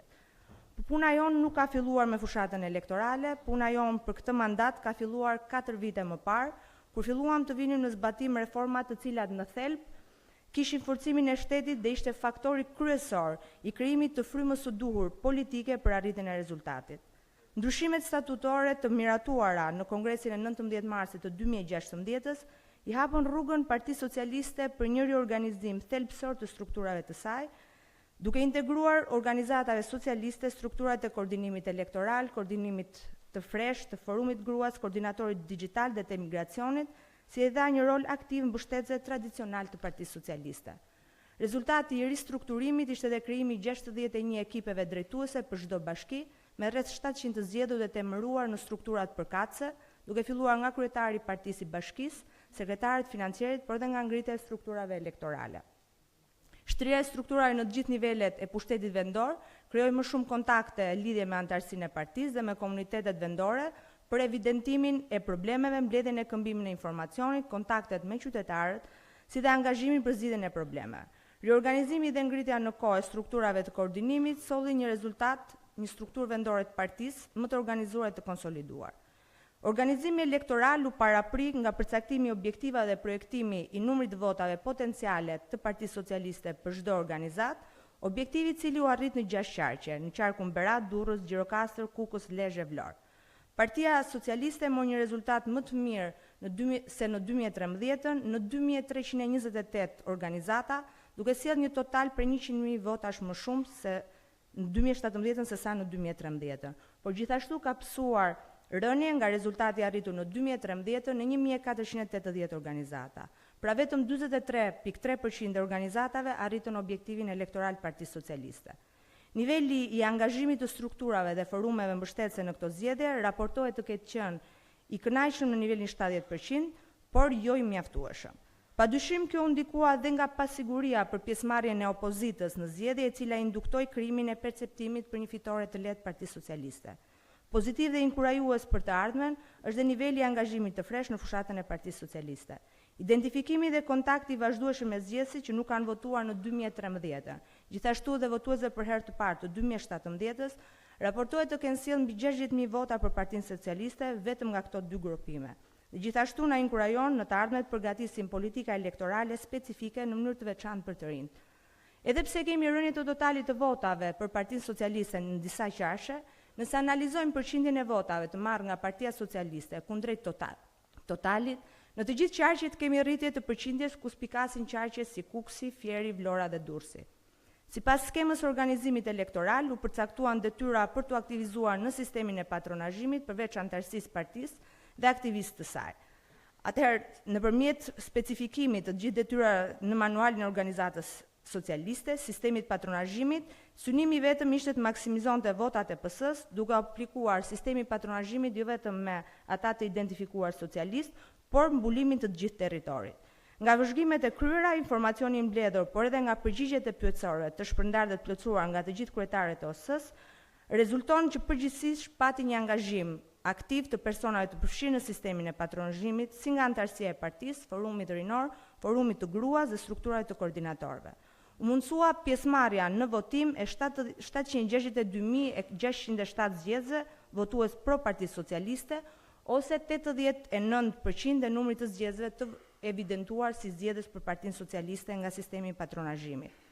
Mbështetja dhe koordinimi i strukturave të Partisë Socialiste nga qendra në organizat ka qenë shumë i mirë në pjesën ndërmuese dhe raportet postzgjedhore të disa qarqeve, sikurse të dhënat nga të mbledhura nga kryetarët e organizatave socialiste, nxjerrin në pas se aspekti organizativ dhe menaxherial është faktor i rëndësishëm në rezultatin elektoral, i cili mund të rritet 3 deri në 5%. Vlerësimi i punës së strukturave të organizatave socialiste, kur janë përfshirë dhe forumi rinor dhe forumi gruas, si dhe strukturat elektorale, është e lidhur në mënyrë lineare me eficiencën e këtyre strukturave në procesin e patronazhimit. Rezultatet e nxjerra tregojnë një shkallë të efektivitetit të kënaqshëm në nivel 55% në rang kombëtar. Trajnimet periodike të kryera gjatë gjithë vitit të shkuar kanë ndikuar përsëri në specifikimin e detyrave të gjithëve dhe në një eficiencë më të lartë në organizimin e punës së organizatës socialiste. Problematikat parazgjedhore, kryesisht ato të cilat kishin të bënin me zgjedhësin, komunitetin, infrastrukturën, ekonominë, ngritjen dhe forcimin e strukturave të partisë, ngritjen dhe strukturave të koordinimit dhe përmirësimin e sugjeruara nga OS, raportoheshin edhe në mënyrë periodike çdo javë dhe në mënyrë të tillë solli një njohje të detajuar të problematikave në përgatitjen e politikave elektorale për gjetjen e zgjidhjeve. Një drejtim tjetër i veprimtarisë elektorale të strukturave të partisë për arritjen e fitores në zgjedhje që puna me emigrantët. Në zgjedhjet e 25 qershorit, në prag të ditës votimit, kanë hyrë në Shqipëri 48.568 persona, ose 1.130 më shumë se sa në zgjedhjet e vitit 2013. Angazhimi i pushtetit lokal, shpeshherë jo i kënaqshëm në fushat, fenomene si premtimi i votës, në këmbim të favoreve apo punësimi u shfaqet si barierë kryesore në mos arritjen e objektivave elektoral. Analiza postzgjedhore e disa qarqe evidenton edhe një element tjetër, sikundër është ai i nivelit të ulët të pjesëmarrjes në zgjedhje. Bazuar në përfundimin e analizës zgjedhore, si edhe në analizën e pyetësore të shpërndarë të gjithë kryetarët e organizatave, por edhe duke parë mangësinë e plotësimit të tyre nga të deleguarit, gjë për cilën do vazhdojmë në ditët në vijim, kemi arritur në disa sugjerime që dalin të nevojshme për përmirësimin e eficiencës dhe efektivitetin strukturave dhe të forumeve, sidomos gjatë fushatave elektorale, të Partisë Socialiste. Së pari, në uljen e efektivitetit të strukturave dhe motivimin për aktivizim periodik të antarësisë. Në raportet postzgjedhore, në disa qarqe raportojnë për struktura fiktive, jo funksionale dhe të pakonstituara. Konstituimi, plotësimi dhe konsolidimi strukturave dhe forumet e Partisë Socialiste, i të gjitha organizatave në të gjitha qarqet brenda aktiviti, duhet jetë prioritet themelor i punës së drejtuesve politik të qarqeve dhe grupit të deputetëve. Ky proces duhet shoqërohet nga përditësimi dhe plotësimi i listave të antarësisë me dhënat përkatëse, pasi një nga fenomenet e evidentuara në raportet e qarqe për këto zgjedhje është që antarët e Partisë Socialiste kanë migruar nga një organizatë në organizatën tjetër duke mos patur lidhje me territorin. Përveç raporteve ekzekutiv që japin një pamje dhe vlerësim sintetik mbi organizimin e fushatës elektorale dhe rezultatet e arritura nga Partia Socialiste në qarqe, drejtuesit politik të qarqeve, së bashku me deputetët e zgjedhur, duhet të angazhohen në një vlerësim më analitik dhe politik në analizën e detajuar të punës individuale të secilës prej strukturave dhe forumet partisë në qarqet që drejtojnë. Përfundimet dhe rekomandimet e kësaj analize do të jenë themeli mbi cilën duhet të bazohet konsolidimi i strukturave dhe forumeve të Partisë Socialiste në këto qarqe në mbështetje të objektiva dhe pritshmërisë të qeverisjes bashkë me qytetarin.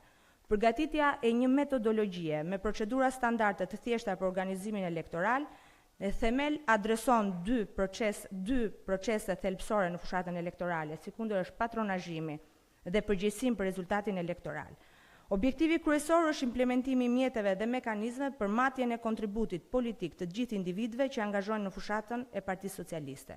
Kjo metodologji e organizimit dhe infrastruktura mbështetëse në funksion të implementimit të saj duhet të krijojë mundësitë që gjatë fushatës secili që merr pjesë të ketë të qarta, përgjegjësitë, fushën, nivelin e përgjegjësive, vendosen dhe matjen e realizimit të objektivave, të monitorohet ecuria e punës gjatë fushatës. Analizat statistikore të prezantuar në raportet disa qarqe tregojnë se implementimi me përgjegjësi i modelit të patronazhimit të votës ka potencialin për të përmirësuar rezultatin elektoral me së paku 3 deri në 5%. Rritja e prezencës në komunitet e drejtuesve të forumeve të Partisë Socialiste duhet jetë në fokusin e drejtuesve të strukturave dhe forumeve. Duhet patur parasysh qasjet e reja elektorale të votuesve dhe nevojën për një lidhje të drejtë për drejtë të strukturave të partisë me qytetarët dhe jo vetëm me votuesit socialistë, dhe është domosdoshme si ridimensionimi i strukturave me qëllim patronazhimin e të gjithë qytetarëve. Duhet filluar menjëherë puna për regjistrin e përditësuar të emigrante dhe takimet periodike me strukturat e Partisë Socialiste në emigracion. Kualifikimi të kryetarëve të organizatave, kryetarëve të asambleve të PS-s duhet jetë i vijshëm dhe duhet planifikohen trajnime periodike. Duhet krijohet gjithashtu vëmendje forcimi strukturave të reja të krijuara të koordinatorëve, të cilët treguan edhe një efikasitet kënaqshëm. Duke ju falenderuar për vëmendjen dhe falenderuar gjithë grupin e punës për çfarë bëri. Atëre, këto ishin problemet e grupeve të punës, të ngritura të 5 grupeve të punës. Sigurisht, siç u pa dhe nga raportimi, ato rrokin të treja edhe partinë, edhe grupin parlamentar, edhe qeverinë. Sigurisht që ne jemi partinë pushtet, po jo parti shtet. Këto ngelen për të parë në mënyrë individuale nga strukturat e partisë për partinë, nga grupi parlamentar për grupin parlamentar dhe nga qeveria që do të krijohet sipas afatave kushtetuese. E rëndësishme është që vërtet neve u votuam për të vetë qeverisur, por ajo filozofi që kryetari ka trajtuar, bashkëqeverisja me qytetarët, është dëgjesa ndaj tyre dhe mbi të gjitha shërbimin ndaj tyre, përzgjidhur hallet, problemet dhe shqetësimet që ata kanë ngritur në dëgjesat fillestare, por dhe në vazhdimsi. Pra, këtu mbyllet problemi i parë. Problemi i dytë është miratimi i projektvendimit për zgjedhjet e reja në partish, një kërkesë e statutit, cila do të zhvillohet materiali besoj është ndarë, shokufinos ka nevojë gjithë. Flasim. Do të zhvillohet në dyja nivelet, në nivelin bazë që është mbi bazën e qendrës votimi tek organizata dhe të këshillat socialiste. Janë përcaktuar piketat përkatëse në projektvendim. Ka ndonjë vërejtje, ndonjë sugjerim, ndonjë mendim? Kush është dakord? Faleminderit.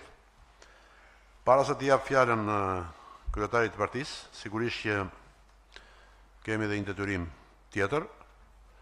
Si rregull është partia që fiton zgjedhjet bën rekomandime përkatës dhe propozime përkatës institucionit presidentit për kandidatin për kryeministër. Sigurisht që ne kemi statut që kryetari i partisë është një herësh edhe kryeministër, por presidenti të paktën në kuptimin formal s'është detyruar të lexojë statutin ton, por pret propozimin e strukturave të Partisë Socialiste që në rastin konkret është Këshilli Kombëtar. Besoj se në zbatim statutit të partisë të institucionalizojmë në këtë mbledhje propozimin e kryetarit të partisë, të zotit Edi Rama, institucionit të presidentit si kandidat të Partisë Socialiste për kryeministër. Nga kjo mbledhja e Asamblesë. Bëra jo pa qëllim në këtë rast që t'i japëm fjalën dashti si kandidati i Partisë Socialiste për president, kryeministër, se këshja mënjën të presidenti, për të paraqitur sfidat e Partisë Socialiste dhe të qeverisjes saj për mandatin e ri qeverisë.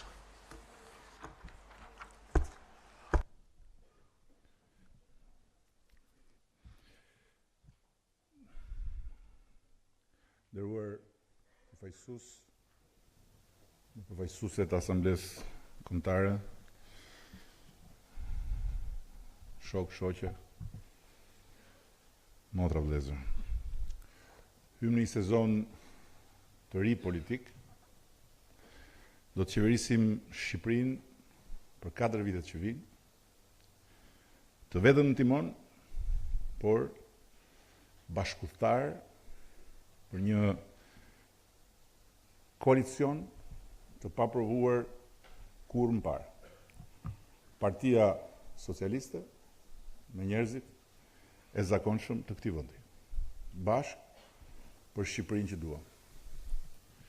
Duhet të jem me një herë fare i qartë. Bashkëqeverisja me njerëzit e zakonshëm nuk është një tokë fjalësh propagandistik. Është një sfidë reale. Një sfidë të dhe vështirë për të ndërtuar dhe vënë në funksionim një koalicion real, fillimisht në nivelin qendror, cilin në 2 vite do ta shtrim edhe në nivelin vendor, ku kandidaturat dhe listat lokale duhet të jenë mishërimi i realitetit të ri të këtij koalicion. E thënë ndryshe, ky proces është baraz me krijimin e një force të re politike. Pra, jemi në fillesën e një projekti të ri politik, me frymëzimin nga poshtë, në rezultatin e 25 qershorit, dhe reflektimin ton nga lart në funksion të administrimit korrekt të atij rezultati. Shqipërisë duhet. Shqiptarët e duan dhe ne duhet t'ja japim forcën e re politike që ka ardhur natyrshëm si nevojë shoqërore, një forcë atipike në fakt, e imponuar në kuptimin më të vërtet fjalës nga nevoja e vendit dhe njëkohësisht e jona, Partisë Socialiste, për të çuar në një stad të ri shtetin, punën, mirëqenin. Një bashkim i domosdoshëm, njerëzish nga të gjitha shtresat dhe nga të gjitha rrugët e jetës për të mundësuar arritjen e këtij stadi të ri, duke qeverisur realisht me njerëzit dhe për njerëzit, me të gjithë fuqinë e urgjencës së ndryshimit. Urgjenca e ndryshimit është tamam ajo që u mishërua si një motivim popullor për të na i larguar nga prerja aleatët me një dorë në timon dhe një dorë në tepsi. Dhe që u materializua si një fuqi popullore në shumicën tonë absolute në flamurin kuqezi të fushatës tonë. Urgjenca e ndryshimit është tamam ajo që na mundsoi ne privilegjin për të udhëhequr si një forcë e vetme politike Shqipërinë, pavarësisht kusureve tona në qeverisjen e 4 viteve të para, po dhe pavarësisht të gjitha rrengjeve që na punuan tjerët nga të 4 anët. Urgjenca e ndryshimit është tamam ajo që i mundi të gjithë bashku, ata që u bën bashk, mbi tokë e nën tokë, për të na ndërprer misionin tonë të reformave që bëjnë shtet dhe për ta kthyer Shqipërinë në rrugën avazi i vjetër. Njerëzit e zakonshëm e bën tyre. Ata e fituan betejën zgjedhore për ne. Tani është radha jonë të bëjmë tonë. Të fitojmë betejën për Shqipërinë që duam me shtet, punë, mirëqenie për ata. Besojnë ose jo, ky është mandati më i vështirë që unë marr vota për të kryer një detyrë dhe ky është mandati ynë më i vështirë që kur unë jam në këtë detyrë. Po më mirë ta besojmë të gjithë sot me mendje dhe me zemër, se përndryshe nuk do ja dalim dot. Për t'ja dalë ti mandati kaq të vështirë, mund t'ja dalim vetëm duke u super motivuar dhe super organizuar që fuqinë tonë numerike në parlament të mos e shkëpusim nga burimi i fuqisë politike që ka mandati ynë sot, që janë njerëzit e zakonshëm që fituan për ne që jemi këtu. Për t'ja dalë duhet ta lidhim fort fuqinë numerike dhe fuqinë politike dhe t'i japim jetë hap pas hapi, vendim pas vendimi, veprim pas veprimi, një forcë të re qeverisëse përmes një forme të re bashkëqeverisë. Natyrisht Partia Socialiste është këtu dhe do të jetë këtu. Por duhet të jetë qendra e gravitetit të kësaj force të re, e cila do ta modernizojë funksionimin e qeverisjes dhe të vetë politikës, nëse ne e marrim me gjithë zemër dhe me gjithë mendje krijimin e saj. Me fjalë fare të thjeshta, kjo parti duhet vendoset me fuqi dhe kohë të plot në dispozicion të jetësimit të koalicionit qeverisës me qytetarët. Dhe nëse e bëjmë këtë, ju siguroj, shumë shpejt do të jemi dëshmitar një transformimi ripërtritës të partisë tonë dhe të vetë skenës politike, mu përpara syve tanë.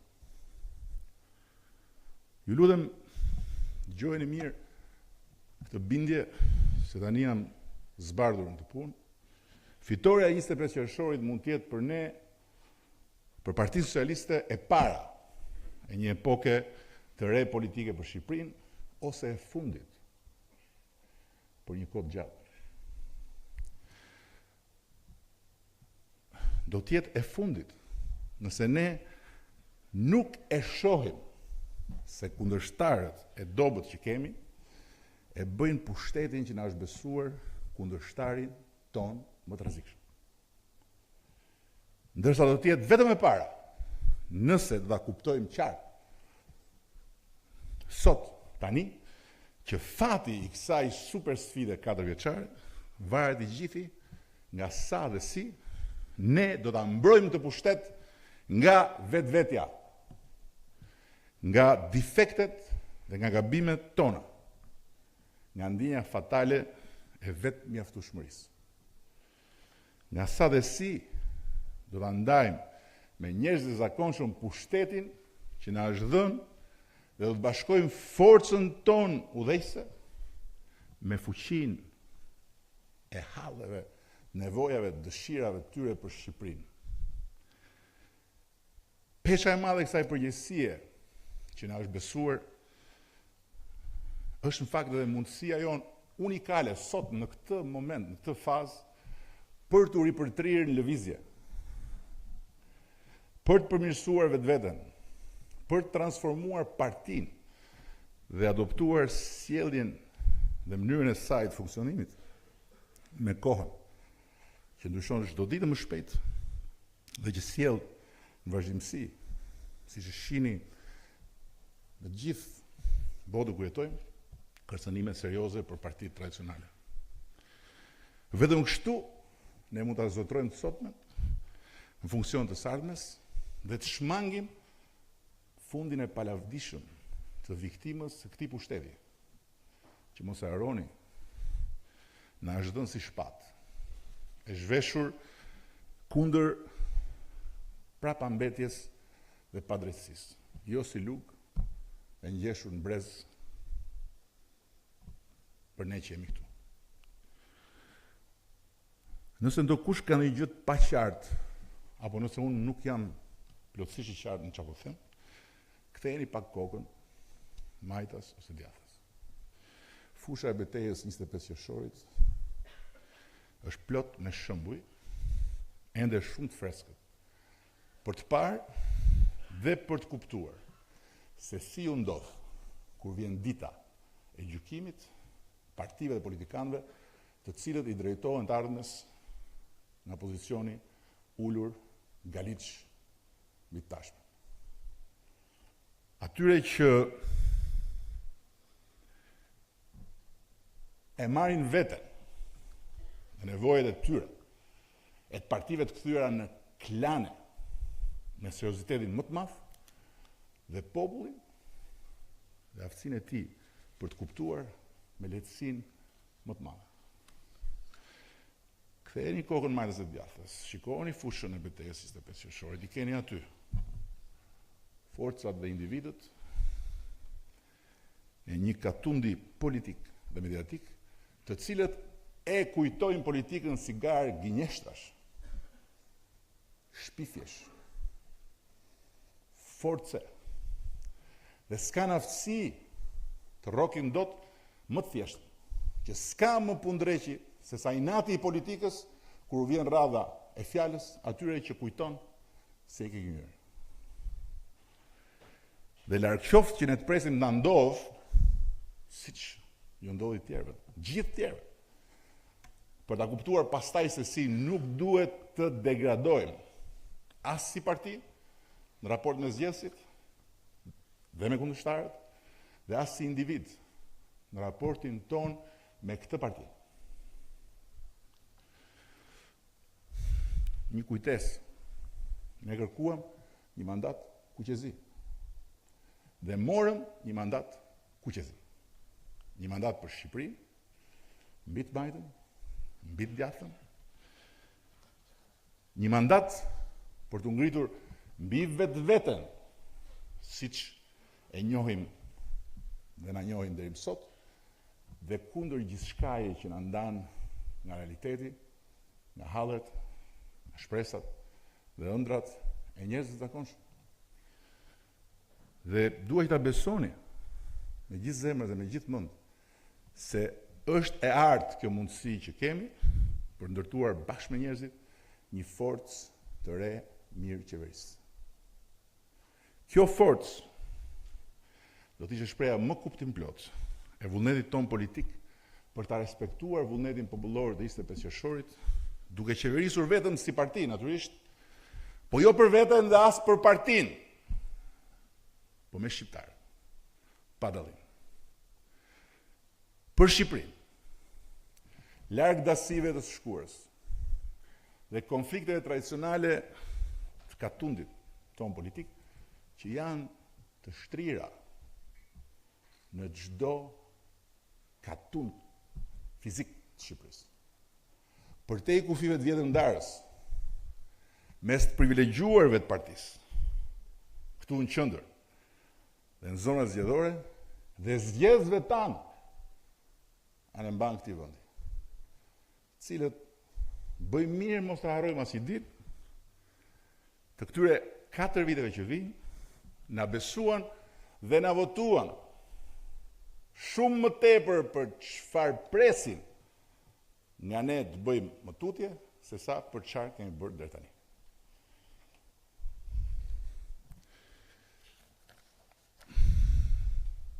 Tipari themelor i këtij mandati kuqezi duhet të jetë gjallë vdekur, kur i thon, besnikëria ndaj interesave të vendit dhe ndaj çdo njeriu të zakonshëm dhe familje të zakonshme të këtij vendi. Do të jemi një parti besnike ndaj tyre. Një grup parlamentar besnik ndaj tyre. Një qeveri besnike ndaj tyre. Nëse do të rendisja 10 tipare kryesore që sipas meje duhet ketë mandati i ri, në krye do të ishte pikërisht besnikëria ndaj vendit dhe ndaj njerëzve të zakonshëm të këtij vendi. Dhe mëtej, së dyti, vullneti i palëkundur politik për reforma. Kjo do thotë që ne do qeverisim me kurajo, me ritëm të lartë, me vendosmëri të madhe, përballë çdo kundërshtie apo rezistence për ruajtjen e status quo-s. Bëj një parantezë tu. Ju e pat prezantimin e Nikos, edhe prezantimin e Arbenit. Nuk janë gjëra që nuk i kemi ditur, po janë gjëra që nuk kemi mundur të bëjmë. Kemi vendi me më pak punonjës në administratën shtetërore në rajon dhe jemi vendi me më shumë drejtor në rajon. Sepse jemi vendi me tepsin më të madhe në rajon. Stredi, qasja frontale ndaj problemeve të trashëguara të organizmit shtetëror që pengojnë shtetbërjen dhe rritjen ekonomike. Me fjalë tjera, do të sulmojmë njëkohësisht në të gjithë frontin e punës sonë. Në të gjitha forcat tona, legislative dhe ekzekutive, duke kryer operacione intensive në çdo zonë të infektuar të organizmit shtetëror. Reformim sistemesh, ristrukturim mekanizmash, rivlerësim burimesh njerëzore. S'ka ndërti një tipar tjetër i mandatit të ri. Do të jetë gatishmëria e vazhdueshme për dialog me opozitën, por pa lënë asnjë punë sot me për nesër. Që do të thotë se do të adaptojmë një sjellje proaktive ndaj opozitës, duke i shtrirë dorën në çdo hap dhe në çdo instancë të mundshme. Duhet mësohemi, duhet na bëhet e natyrshme, edhe si detyrim i mandatit dhe i përbërjes së atyre që na kanë votuar, do flas pak më poshtë, që ta kërkojmë bashkëpunimin e opozitës, jo sipas traditës vjetër, kur siç i thon, vjen veza për dalë dhe i ngrihen qimet përpjet gjithë dynjas, brenda dhe jashtë vendit. Po në vijimësi, e për çdo çështje e çdo akt me rëndësi në radhë parë. Por ama nuk do të qëndrojmë në vend asnjëherë, duke pritur opozitën kur është koha për të vendosur dhe për të vazhduar përpara me detyrat tona ekzekutive. Spesti, mandati duhet karakterizohet nga operacione jo konvencionale në luftën për zhvillimin ekonomik dhe kundër korrupsionit. Këtu kam parasysh që është domosdoshme të ecim në rrugë të pashkelura më parë, qoftë në aspektin e politikave të zhvillimit, qoftë në drejtim të luftës ndaj korrupsionit. Për shembull, do të nisim me njëherë të punojmë që këtë javë me ministrin e ri të financave,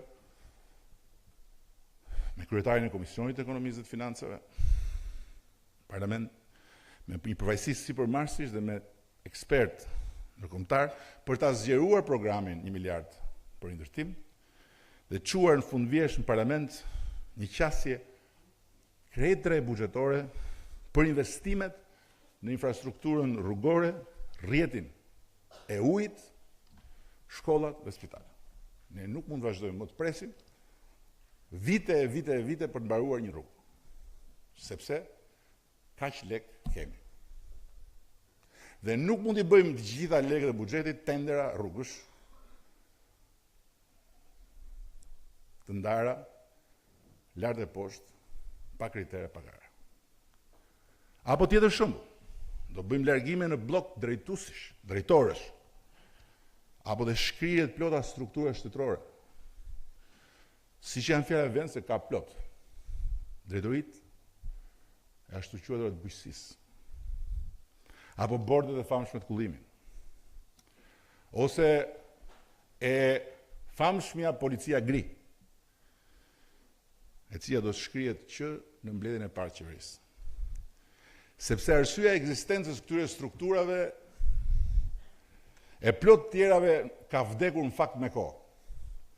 Por ato janë mbajtur në jetë, edhe janë fryrë si organe të brendshme të infektuara nga sistemi kanceros i koalicioneve të tepsisë pushtetit.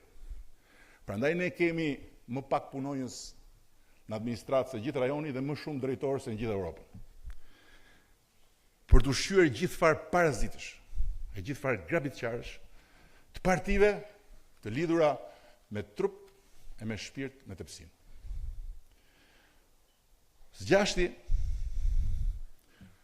duhet jetë tipar përcaktuar si mandatit të ri, ulja e vazhdueshme e peshës së administratës në jetën e përditshme të qytetarëve dhe të kompanive e të bizneseve.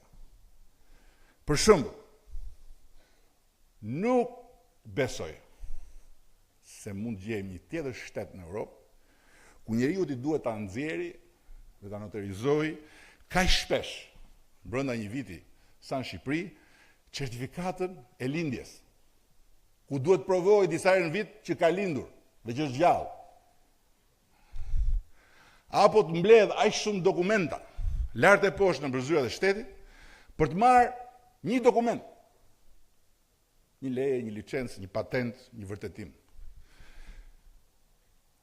Në emër të një rregullimi sa më të artikuluar, çdo procedurë, dhe në fakt, kudo ku është shpikur një drejtori për të marrë një drejtor, është shpikur një procedurë për të marrë shpirtin atyre që kanë lidhje me drejtorinë. Ne jetojmë në një shtet torturues. Procedurash për dhënien shërbimesh. Të marrësh një shërbim në Shqipëri, jo për ne që jemi këtu. Dhe prandaj ne që jemi këtu duhet gdhihemi dhe të ndryshemi me këtë merak dhe me këtë hall për ata që s'janë këtu.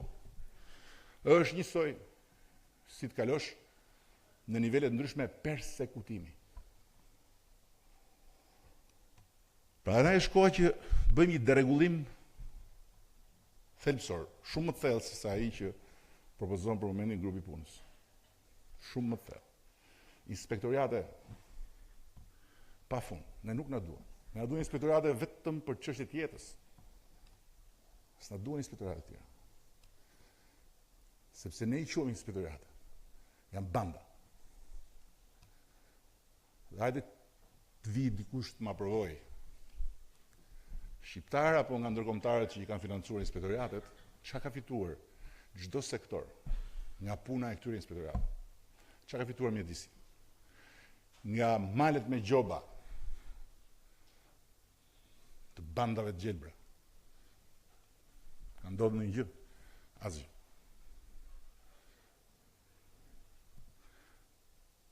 Mjetet për ta mbrojtur mjedisin janë tjera. Nuk janë bandat e tepsisë. Dhe ne do të synojmë bëhemi në këto 4 vjet një ndër shtetet me numrin më të vogël dokumentave të nevojshëm për dhënien e shërbimeve. Nuk do të ketë shtet tjetër në Europë që ka më pak dokumenta se ne. Ky duhet të jetë parimi.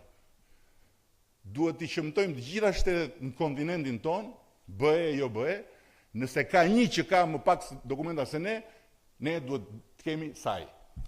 Se s'ka arsye. Për çfarë?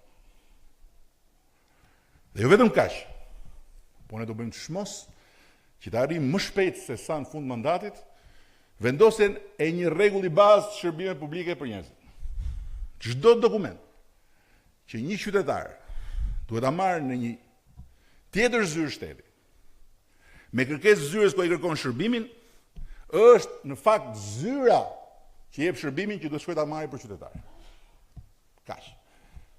Historia, shko atje, duku atje, shfaqu atje, paraqitu atje, mbrapa ktheu këtu, prit se s'ke shkuar dhe atje, duhet mbaroj. Të gjitha atjet duhet jenë destinacione të zyrës që jep shërbimin. Qytetarët duhet të takojnë një herë shtetin për të bërë shërbim. Ky duhet të jetë parimi. Nuk është fantazi, as shpike, është normalitet në shtetet që respektojnë qytetarët dhe që nuk janë të kapura nga koalicione tepsish. Shtati, afrimi këmbgulës i komunitetet, i grupeve të interesit në politikë bërje. Duhet jetë tipar dalluesi joni nga tjerët. Dhe i njerëzve të rinj në qeverisje, në të gjitha nivelet dhe në administrim. Nga e thënë në të bërë gjithmonë mes një deti tërë, po këtu deti është edhe më i madh.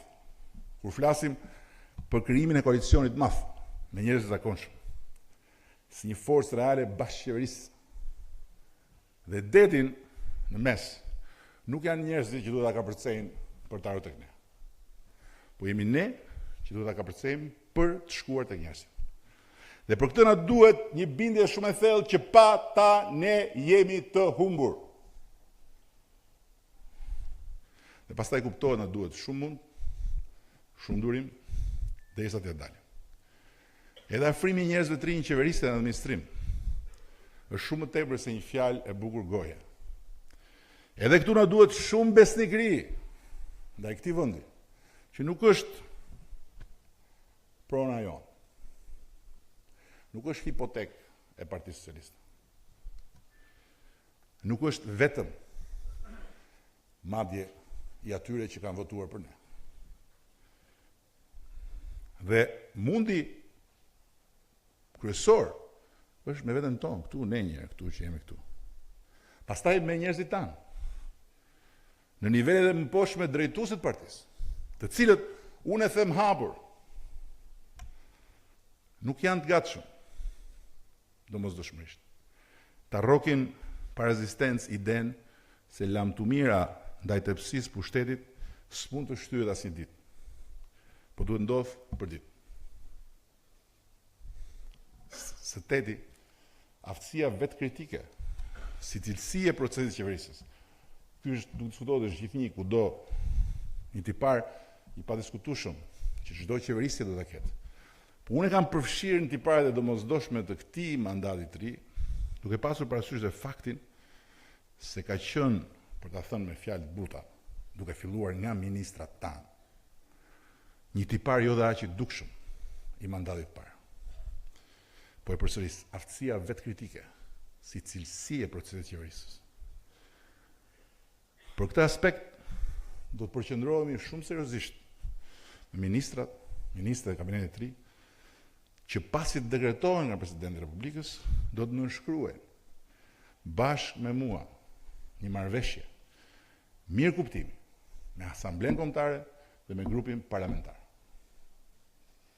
Një marrëveshje mirë kuptimi, jo formale, por parimesh, normash, për të respektuar në radhë parë nga anëtarët e kabinetit qeveritar në raport me Asamblenë Kombetare dhe me grupin parlamentar. Pastaj sigurisht anasjellës. Së nënti na duhet një tipar që nuk mendoj që na mungon, po mendoj që duhet ta forcojmë shumë për gjitha arsyet që po themi dhe shumë tjera që i dim apo do të diskutojmë vijim. Disiplina shëmbullore në zbatimin e strategjisë komunikimit publik. Partia, grupi, qeveria duhet funksionojnë si një fuqi e vetme. Jo vetëm në të gjitha nivelet e politikbërjes dhe vendimarrjes, por dhe në nivelet e komunikimit me njerëzit, me komunitetet, me grupet e interesit, me publikun tërësi dhe me partnerët, gjithashtu. Ky mandat nuk do të jetë shëtitje, po do të jetë një përpjet, që do na kërkoj pikën e fundit djersës për çdo objektiv që duam të realizojmë. Dhe qartësia në komunikim, vërtetësia në komunikim, aftësia për të thënë, më falni, kujdo që i duhet kërkuar falje, që nga kolegu deputet deri te populli mbar është jetike për fatin e kësaj betejë. Dhe së fundi, një tipar që unë besoj të gjithë tu, kemi krenarin ta konsiderojmë tipar të qeverisjes së deri sotme. Po duhet na karakterizojë shumë fort. Koha që jetojmë është e ngatruar. Dinjiteti në përfaqësimin e Shqipërisë dhe popullit, kombit shqiptar në arenën ndërkombëtare. Këtu s'ka besoj nevojë të bëjmë shpjegime. Kursi i ndërtuar është i respektueshëm, por duhet përforcuar, sidomos në nivelin e përfaqësimit të diplomacisë sonë. Partia. Jo rastisht as padashje, e nisa nga partia. Sepse partia është ajo që e fiton mandatin. Partia është ajo që e humbet mandatin. Partia është ajo që e përcakton në radhën më të parë, sidomos në çdo komunitet, ngjyrën, tonin, cilësinë e një mandati qeverisës, si vullnet popullor, i shprehur në mbështetje të programit, skuadrës dhe liderit të saj. Partia, kjo parti, Partia Socialiste e Shqipërisë, ka sot barën kryesore për të mos e lejuar cënimin e ngjyrës kuq e zi të këtij mandati të ri, duke u bërë në radh parë fuqia dhe garancia e realizimit të zotimit solemn për ta quar tepsinë e pushtetit për skrap. Kjo parti sot ka ndorë një mandat. Është mandati më i fortë në historinë e Partisë Socialiste, me numrin më të madh votave. Por që është dhe bara më e madhe për të përmbushur detyrimin për të hequr dorë nga uzurpimi politik i zyrave të shtetit.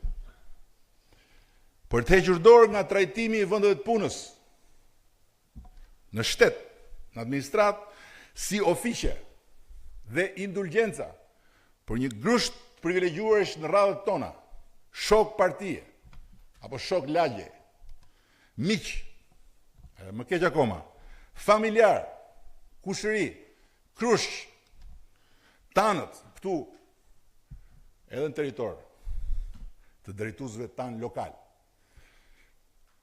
për të hequr dorë nga diskriminimi dhe fyerja që emërimet brenda rrafëve të pushtetit partisë dhe përmes lidhjeve të ngushta me pushtetin politik i bëjnë atyre që në fakt janë arsyeja pse ne jemi këtu me këtë mandat. Atyre që na kanë zgjedhur për të drejtuar dhe jo për të sunduar, duke i përfaqësuar me forcën e shëmbullit, edhe jo me shëmbullin e forcës, duke i udhëhequr jo me kurriz, se mbaroi fushata, e tani shifemi mas 4 vjetësh, por duke i udhëhequr dhe i mbajtur fort në krah. Kjo parti ka sot barën e posaçme që ta bëj historik të mandat në rrugën e mundimshme për të bërë këtë kapërcim që ndan një shtet karagjos nga një shtet serioz. Shtetin e partisë nga shtetin e të gjithë qytetarëve të vetë. Dhe këtë duke kapërcyer vetvete, se cili nga ne, këtu që jemi këtu, në çdo aspekt, duke treguar cilësi vetë kritike, aftësi vetë korrigjuese, për të vetë reformuar ne që jemi këtu, se nga këtu buron problemi kryesor.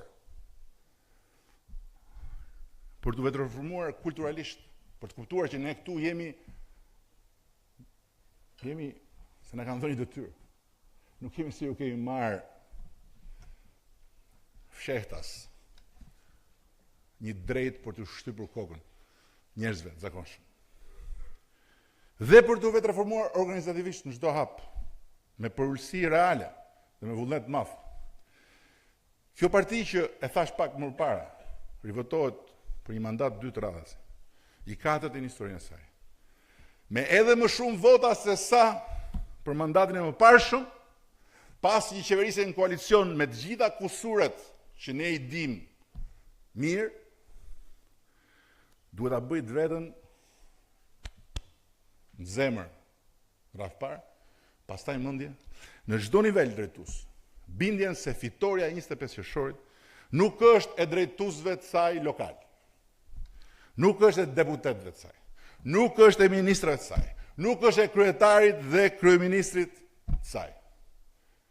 Është e votuesve tanë, në kuptimin më të vërtet të fjalës. Dhe me këtë bindje, të gjitha nivelet drejtuese të partisë duhet të organizojnë një proces reflektimi në të 5500 organizatat tona mbar Shqipërinë, me njëherë, pa humbur kohë, për të siguruar leximin sa më korrekt të rezultateve të 25 qershorit në çdo qendër votimi. Dëgjuat disa nga dhënat. Nuk kemi fituar në gjitha qendrat e votimit. Pse? Për çfarë arsye? Në cilën qendër votimi në Shqipëri ka një forcë që meriton më shumë besim se ne? Nëse ka, pse? Për të analizuar me durim në çdo qelisë, pra në çdo organizat, çdo sukses dhe çdo dështim, çdo arritje dhe çdo dobësi, çdo mungesë në fushën e betejës dhe çdo kontribut në raport me objektivat zgjedhor. Shikojini qarqet. Flasin vetë. Të përcaktojmë mbi bazën e kësaj pune përgatitore masa dhe objektivave të shkurtër, afatbesët dhe afatgjatë, për të fituar zgjedhje të ardhshme vendore, si dhe për të projektuar dhe arritur pas 4 vjetësh një rezultat edhe më të mirë se ai 25 qershorit. Kjo fillon sot. Të gjithë pas një fitore në zgjedhje priren që ta kenë mendjen vetëm te qeveria. S'është normale. Përkundrazi, kredet natyrshme aq më tepër pas një rezultati si 25 qershorit që po ta themi brutalisht na ka liruar gjithë ato karrige që nuk i kishim parë. Kush do jetë ministër? A do jem unë, as do jem unë? Sa do ikin nga ata? Sa do vi nga këta? Si do ndahen postet e tjera? Kush do marri portin? Po e kur udhën? Po aeroporti? Si do i shkoj puna aeroportit? Po ka dhe i port tjetër që ka ngelur jashtë vëmendjes edhe me radhë. Ndërsa, mua personalisht, ka, pa egzagerim, që javën e parë mbas zgjedhjeve, që mundon jo qeveria, kush do jetë e kush do jetë. Që dhe për shkak të absurdit kushtetues të këtij tranzicionit nga zgjedhjet në mbledhjen e parlamentit të ri, u kthye një materie tash e themesh të stërzgjatura në për klubet e katundit mediatik. Jo qeveria, po cilësia e qeverisjes 4 vite të ardhshme, që është një proces bashkëveprimi mes partisë, grupit parlamentar dhe kabinetit qeveritar. Është ajo që mundon mua, edhe sot që po flasim. Dhe nuk di se si dhe cila është rruga më e mirë që secili nga ju ta besoj plotësisht këtë siç po e them. Garantimi i unitetit në funksion të qëllimeve të mëdha që ka ky mandat dhe arritja sa më shpejt dhe mbajtja gjatë gjithë mandatit e nivelit nevojshëm të kohezionit dhe disiplinës organizative, pa cilën thjesht nuk i realizojmë dot qëllimet e mëdha. Edhe si ta marrim qeverinë nga hëna, jo më që do ta sajojmë me brumin tonë. Sigurimi i ndërveprimit mes nesh, si parti, si grup, si qeveri, dhe njerëzve, komuniteteve, gjatë këtij mandati, në mënyrë që mos krijohen boshllëqe të cilat kthehen pastaj në hendeqe dhe që në fund ta shikojmë veten gjithë bashku me parti, me grup, me qeveri brenda ngrohtë. Sfida e ndërtimit të një procesi ku ky koalicion qeverisës është real. Dhe për gjitha këto, prandaj gjithçka fillon nga partia. Se ka vetëm një garant, është Partia Socialiste. Nuk është as grup parlamentar, as qeveria. Është Partia Socialiste, garanti i të gjithë kësaj. Dhe natyrisht ka vetëm një trup përgjegjëse. Trupa drejtuese e partisë këtu, Asambleja Kombetare, dhe pastaj edhe kryesia dhe sekretariati i partisë. Prandaj, dhe nuk do lodhen së përsërituri. Nëse nuk do kemi partinë në lartësinë e kësaj sfide kolosale, jo vetëm nuk do fitojmë dot sfidën, po nuk do fitojmë më zgjedhjet për shumë vite. Dhe kur them në rast se do kemi partinë që duan ata që na kanë votuar, jo partinë që duan disa nga ne duke parë ata që ikën ashtu që meritonin në 25 qershor. Është ndryshim shumë i madh. Ne jemi partia më e madhe dhe jemi vetëm një garanci për të bërë shtet në të vend. Jemi njëshi. Ne nuk mund të shohim dhe as të imitojmë as dyshin edhe as treshin. Se pastaj na pret ajo që gjeti dyshin, treshin dhe të gjithë njishat që kishin vetëm e tyre në fund fare. Mbarvajtja dinamike e partisë në këto 4 vjet është kushti i pashmangshëm për dinamikën pozitive të gjithë procesit qeverisës. Grupi parlamentar, dhe prandaj duhet nisë me njerë puna, poshtë në bazën e partisë me të gjithë ata që na kanë votuar, jo mbledhje sa më të vogla se do harrohen këto punë edhe andej nga para vitit 3 do vi tepsia. Tepsia nuk do vi. Grupi parlamentar po nis drejt nga koka. Ramosi e ka mbuluar për vitesh këtë detyrë me njohje të thellë, me urtësi të veçantë dhe me një eksperiencë unikale në këtë parti. Por mandati ynë i ri kërkon që ne të japim kuvendit të Shqipërisë një kryetar të ri.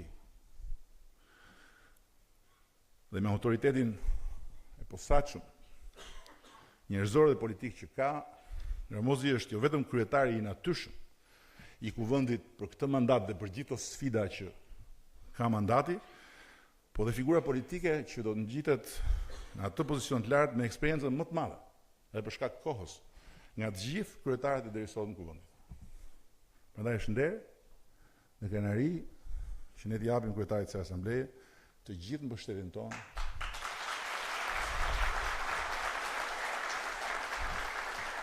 Në zgjedhjen dhe përmbushjen me sukses të detyrës së re të kryetarit të Kuvendit të Shqipërisë. Ramos që të mbash me nder nuk e diskutoj, uroj ta bësh sa më mirë. Grupi parlamentar është për suksesin e mandatit të ri edhe më i rëndësishëm se ç'ishte për mandatin e parë. Duke investuar besimin tonë tek kandidatura e Gramosit për drejtimin e Kuvendit të ri të Shqipërisë, ne do të bëjmë në fakt investimin më të sigurt politik që jeta parlamentare e këtij vendi të rifutet në binarët për nga rrëshqiti fare këto 4 vjet. Që në kuvend të rikthehet rregulli dhe respekti për ata që na kanë zgjedhur dhe gjithë rrumpalla kuvendore e legislaturës së shkuar të lërë vendi një bashkëjetese të shëndetshme, demokratike, ku liria dhe drejta një pale mbarojnë fiks aty ku nisin liria dhe drejtat e palës tjetër. Asgjë në botë nuk ja justifikon dot më Shqipërisë dhe askush nuk na e fal dot ne sot shumicës sonë të re për Shqipërinë që duam, një kuvend që nuk ka të krahasuar për nga niveli i debatit dhe i edukatës me odat kuvendore të qindra viteve më parë në zonat më të thella të Shqipërisë. Lëre pastaj me parlamentet demokratike të Europës ku duam të integrohen. Shekulli 21. Kjo nuk diskutohet, do të ndryshojë patjetër, dhe Gramozi është garancia e parë për këtë ndryshim. Por, që ta themi deri në fund. Ta themi deri në fund që për grupin e ri parlamentar, largimi nga drejtimi i një autoritetit lart politik dhe shoqëror për gjithë ne, si Gramozi, do të jetë një sfidë në vete që nuk do të dëshirojmë. Sidoqoftë zëvendësimi i kryetarit të grupit do të bërë më herë, dhe arritja e lartësisë ku grupi duhet të qëndrojë me do e mos në 4 vitet e ardhshme duhet të jetë prioriteti i parë dhe i menjëhershëm. Jo thjesht i kryetarit të ri, po i kryesisë rreth grupit dhe i çdo deputeti dhe deputete socialiste. Dhe duke çmuar lart për kushtimin e veçantë, integritetin politik dhe angazhimin pa ndërprerje njerëzor të Taulant Ballës brenda familjes sonë politike dhe grupit veçanti, si nën kryetari i grupit, në krah të Gramozit në mandatin që sapo mbaron, dhe si deputeti që në shumë raste ka mbajtur me dinjitet dhe sukses, edhe vetë barrën e kryetarit të grupit në debatin parlamentar, besoj që është gjë e duhur që pikërisht Taulanti të marrë drejtimin e grupit parlamentar. Sfida e këtij mandati kërkon që grupi parlamentar të jetë i organizuar shumë mirë, i disiplinuar si asnjëherë më parë, i drejtuar nga një ekip i përkushtuar dhe i përgatitur për debatin e vijës parë në komisione dhe në sallë, por mbi të gjitha i aftë organizativisht për të koordinuar plotësisht me ekipin drejtues të partisë dhe me ekipin qeverisë. Funksionet dhe 3 këtyre ekipeve do të jenë të ndara qartë natyrisht, por bashkëpunimi ngushtë dhe ndërveprimi sistematik mes tyre, pra parti, grup, qeveri, do përcaktoj cilësinë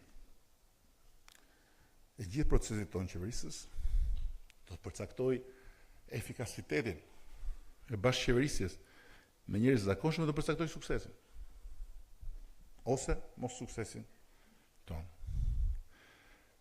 Po e rrithem përsëri këtu sot që skuadra e deputetëve çdo qarku do të vijojnë të funksionojnë. Deputet të zgjedhur, deputet që nuk u zgjodhen, ashtu siç funksionuan deri 25 qershor, për zgjedhjet dhe më pas deri në 31 korrik për digjetat publike. Dhe dua t'i falenderoj këtu përgjithsisht të gjithë deputetët për mundimin as pak të vogël të muajit pas zgjedhor në organizimin dhe realizimin realisht me përkushtim dhe me cilësi të digjesave publike në të gjithë njësitë administrative të vendit, ku përfshi një numër mbreslënës qytetarësh. Ishte vërtet një punë e mirë dhe të gjithë e meritojnë një bravo shumë të madh. Dhe shumë faleminderit gjithëve për këtë. Zyra e skuadrës deputetëve në çdo qark, siç e kemi premtuar edhe publikisht gjatë fushatës, mbas fushatës, do të vazhdojë të rrijë hapur në çdo bashki. Taulanti shfaqi ambicien për të pasur më shumë. Mirë se të vinë, por zyra e skuadrës deputetëve, jo zyra e partisë, po e skuadrës deputetëve, do të qëndrojë hapur në çdo bashki. Dhe kontakti i çdo skuadre deputetësh do të jetë i pandërprerë, do të jetë i kalendarizuar dhe do të jetë i afishuar në zyrën e grupit në serinë e kuvendit dhe në zyrën qendrore të partisë në Tiranë, përpos rrjeteve sociale të partisë, të udhëheqësve të qarqeve, si dhe në platformën online të bashkëqeverisjes me njerëz të zakonshëm për Shqipërinë që duam, e cila do të bëhet gati për publikun me njëherë pas miratimit të qeverisë në parlament.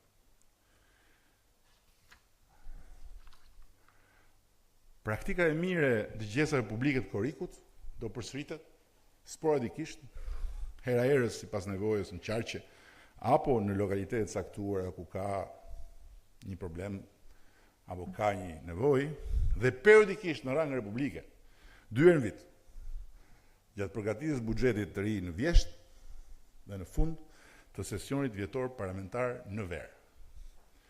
Po ashtu dhe të konsolidohet dhe praktika shumë e mirë, e sapo nisur, e raporteve të çdo qarku sipas një metodologjie të unifikuar për të 61 bashki. Unë nuk u çudita as pak që në kazanin mediatik dhe politik dëgjesat tona pas zgjedhore vetëm u përfolën dhe u përqeshën. E u thanë lloj-lloj çuditësh. Unë do çuditesha shumë po që do ndodhte e kundërta. Po në fundi kjo s'ka pikë rëndësie. Se siç e treguan dhe zgjedhjet e 5 qershorit, njerëzit e zakonshëm janë shumë më të aftë se sa mediat e Kazanit në leximin e politikës, e ndallimin e forcave dhe të individëve në fushë betejën politike. Zhurma e Kazanit publik është e madhe, do vazhdojë e madhe, po influenca e Kazanit mbi publikun do të jetë gjithmonë më e papërfillshme nëse ata që kujtojnë se përmes zhurmës Kazanit do intimidojnë qeverinë, apo do marrin favore nga qeveria, nuk do dalin nga Kazani për të kthyer në identitetin e tyre, që do të thotë t'i shërbejnë publikut me informacion. Dhe jo t'i shpallin çdo ditë luftra, shpifje, edhe me lloj-lloj makinacionesh të gjitha zyrave ku ka në i tender apo në i koncesion. Të dëgjosh njerëzit, siç bëm dhe do të vazhdojmë të bëjmë ne, dhe të akuzohesh me gjithë farë epitetesh, edhe të rënda, me dhe mek për gjithë farë qëllime shtulta, është për të ardhur shumë keq.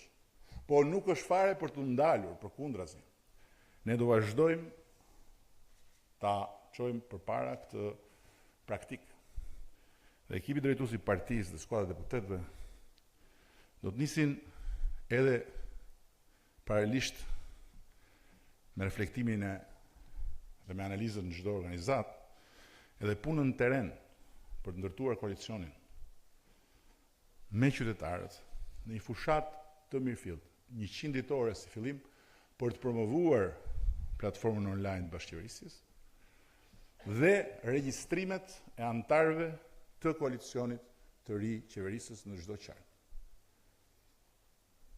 Në momentin kur do bëjmë prezantimin e plot të platformës, besoj që do të jetë shumë e qartë që çfarë po them është shumë reale. Dhe antarët e koalicionit do jenë antarë koalicionit. Çdo shqiptar dhe shqiptare, le të jetë me sa shkollë të ketë, le të jetë me çfarë dialekti të ketë, le të ketë çfarë statusi social të ketë, që do të regjistrohet si antar apo antare koalicionit, do të trajtohet njësoj si çdo deputet dhe deputete për nga pikpamja e aksesit në informacion dhe e marrëdhënieve me ministrat. Unë këtë besoj që di çfarë flas dhe jam i bindur që ne do bëjmë. Rritja e vazhdueshme e nivelit të dëgjimit të njerëzve të zakonshëm dhe sofistikimi i instrumentave për të garantuar një diapazon të gjerë dëgjimit, gjithë opinioneve, në çdo nivel social, në çdo grup interesi, në çdo komunitet, do jetë në vëmendjen tonë të vazhdueshme. Ne na sollën këtu njerëzit e zakonshëm. Ata ne i dhanë ne 74 mandat. Nuk ja u dha shumë. As kushdo për jushtë. Ata. Dhe do doja që t'ishim shumë të qartë që o bashkë me ta në krye të vendit, o ne na pret një tatpjet pa krye me gjithë vendin. Ky vend sot për sot nuk ka tjetër alternativë, nuk ka tjetër shpresë, nuk ka tjetër forcë që ta drejtojë në rrugën e të ardhmes përveç Partisë Socialiste të Shqipërisë. Kjo është e qartë. Por kjo s'do të thotë as pak që populli do na kursej ne një shqelm në ndenjësen e trupit, nëse ne nuk do të kursehemi për të bërë me dignitet patriotik dhe me përkushtim qytetar detyrën që kemi marrë përsipër dhe për t'i bërë në radhë parë me sjelljen tonë ato që kemi thënë në për rrugë. Kemi thënë shumë gjëra. Jo gjithçka nga ato që thuhen fushat mund të bëhet. Po ka gjë që po nuk u bë, nuk falet. Ti thuash jam i juaj, jam me ju, jam për ju, do vi ke ju, nuk do ju harroj. Dhe t'ju tregosh shpinën sa po ju merr votën, kjo s'falet. Tjerat komunikohen dhe kur bëhen, kur s'bëhen, bëhen. Dhe mos e harroni një gjë, që pjesën e Luanit në shqetësimet e njerëzve, të paktën në ato që unë kam dëgjuar vetë personalisht, gjatë dëgjesave publike, e zinte vuajtja, që ne nuk e njohim, asnjë nga ne këtu nuk e njohim, që i shkaktojnë këtij populli parazitët dhe grabitçarët në zyrat e shtetit, ku njerëzit trokasin për të marrë shërbime, apo në përpritat që ky soi organizon për t'i grabitur. Ne nuk do kursehemi në luftën ndaj këtyre parazitëve dhe grabitçarëve. Dhe nuk do falim askënd prej tyre, për hir të partisë, miqësisë, krushësisë, që ta korruptojë moralin e kësaj lufte dhe komprometoj fitoren që na duhet. Për t'ju kthyer njerëzve borxhin e fitores që na dha.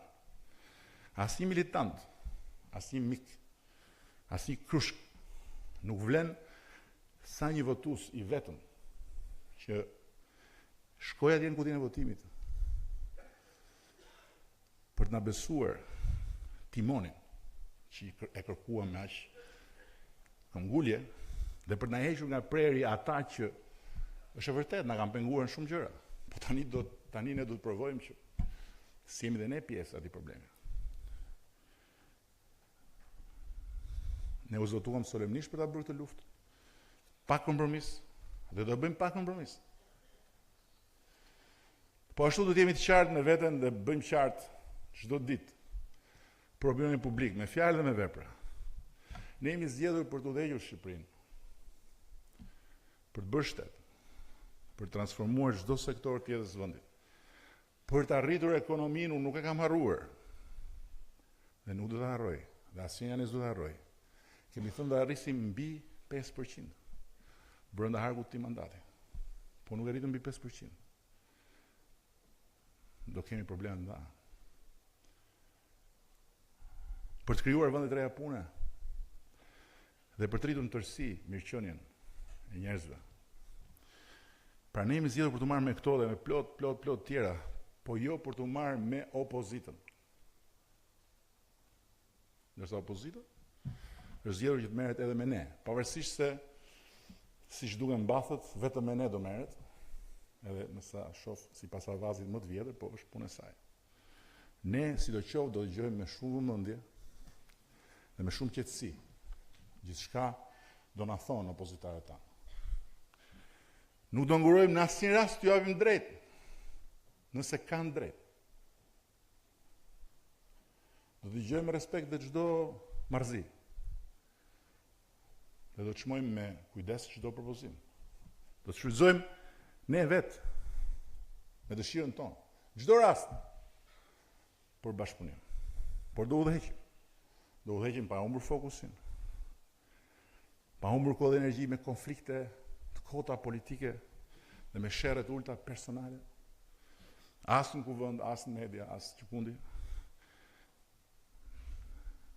Sepse përvoja e konfliktit parazgjedhor dhe mënyra si u zgjidh me shumë durim dhe me shumë urtësi duhet na vlejë të gjithëve.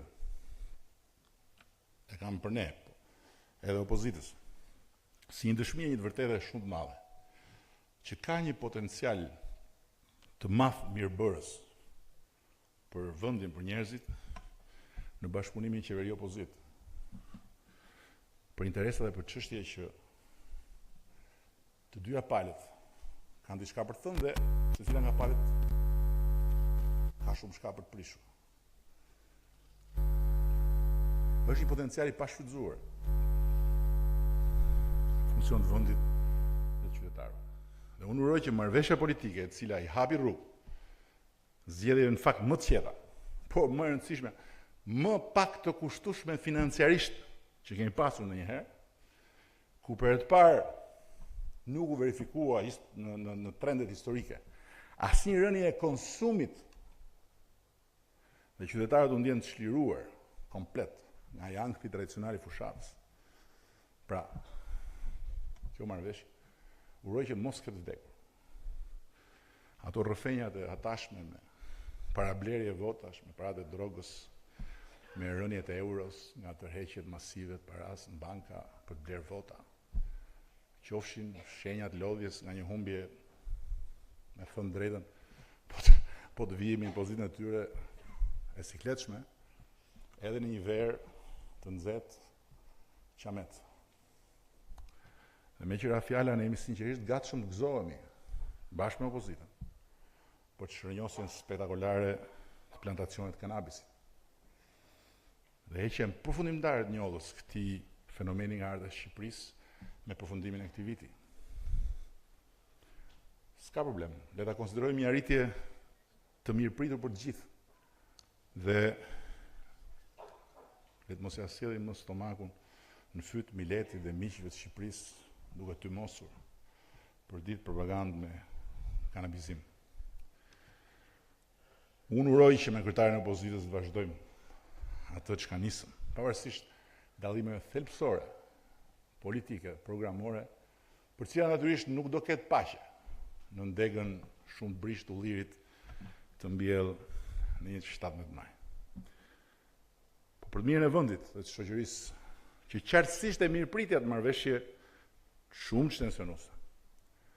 Në emër të Shqipërisë që duhet të jetë e bashkuar në sytë e botës dhe të flasë me një zë për veshët e saj. Dhe jo të një Shqipërie që gëzohet kur shqiptarët tregojnë me gisht si kom kriminal. Kemi dhe ne pjesën tonë në këtë tregim, sigurisht. Dhe s'flas për faj, flas për përgjegjësi. Ja u kemi rroganisur aq shumë kokën të huajve nëse sa kriminal jemi dhe sa kriminal kemi vërdall, sa që tani kur Europa ka hallet e veta dhe kur disa vende duan të kapen mbas fies barit, jo vendet, po forca politike në ato vende, për treguar që po mbytemi, po e hanë shqiptarët frutet e gjithë këtyre të mbjellave skandaloze politikës konfliktit. Në funksion të integrimit plot të shtetit dhe të popullit tonë, familjen e bashkuar europiane, ne do ta ndajmë qartë luftën e natyrshme dhe të përditshme për pushtet këtu mes palësh politike nga bashkëpunimi i detyrueshëm strategjik për Shqipërinë, për njerëzit e zakonshëm të vendi, për të gjithë ata shqiptarë që jetojnë jashtë, për të gjithë ata që jetojnë këtu, për të gjithë ata që lindin atje dhe këtu, me sforcash patriotike, sepse kemi një gjë që është jo e zakonshme. Nuk kemi në parlamentin tonë një forcë politike që të jetë kundër në çështjet e mëdha strategjike të të ardhmës së vendit. Përkundrazi. Atëherë t'i ndajmë këto. Nuk kemi detyruar të pëlqejmë njëri tjetrin. Po besoj që jemi detyruar t'i shërbejmë vendit. Në ato gjëra që jemi dakord. Dhe unë e di që jemi dakord që Shqipëria duhet integrohet sa më parë në Bashkimin Evropian. Ta mbrojmë Shqipërinë. Ti mbrojmë shqiptarët. Unë nuk di të ekzistojë një prind që nëse një prej fëmijëve i bie në duart e ligjit, të dalin në për lagje, e të filloj thotë fëmijët e mi janë të gjithë kriminal, sepse fajin e ka gruaja ime, ose anasjera dhe ka burri im, ose fajin e ma ka vllai, Dhe fisi jonë jemi fis kriminalësh. Se ekziston kjo. Atëherë, nëse ka një sens prindëror në përfaqësimin politik, ky sens duhet prevalojë. Të paktën kur flasim anglisht.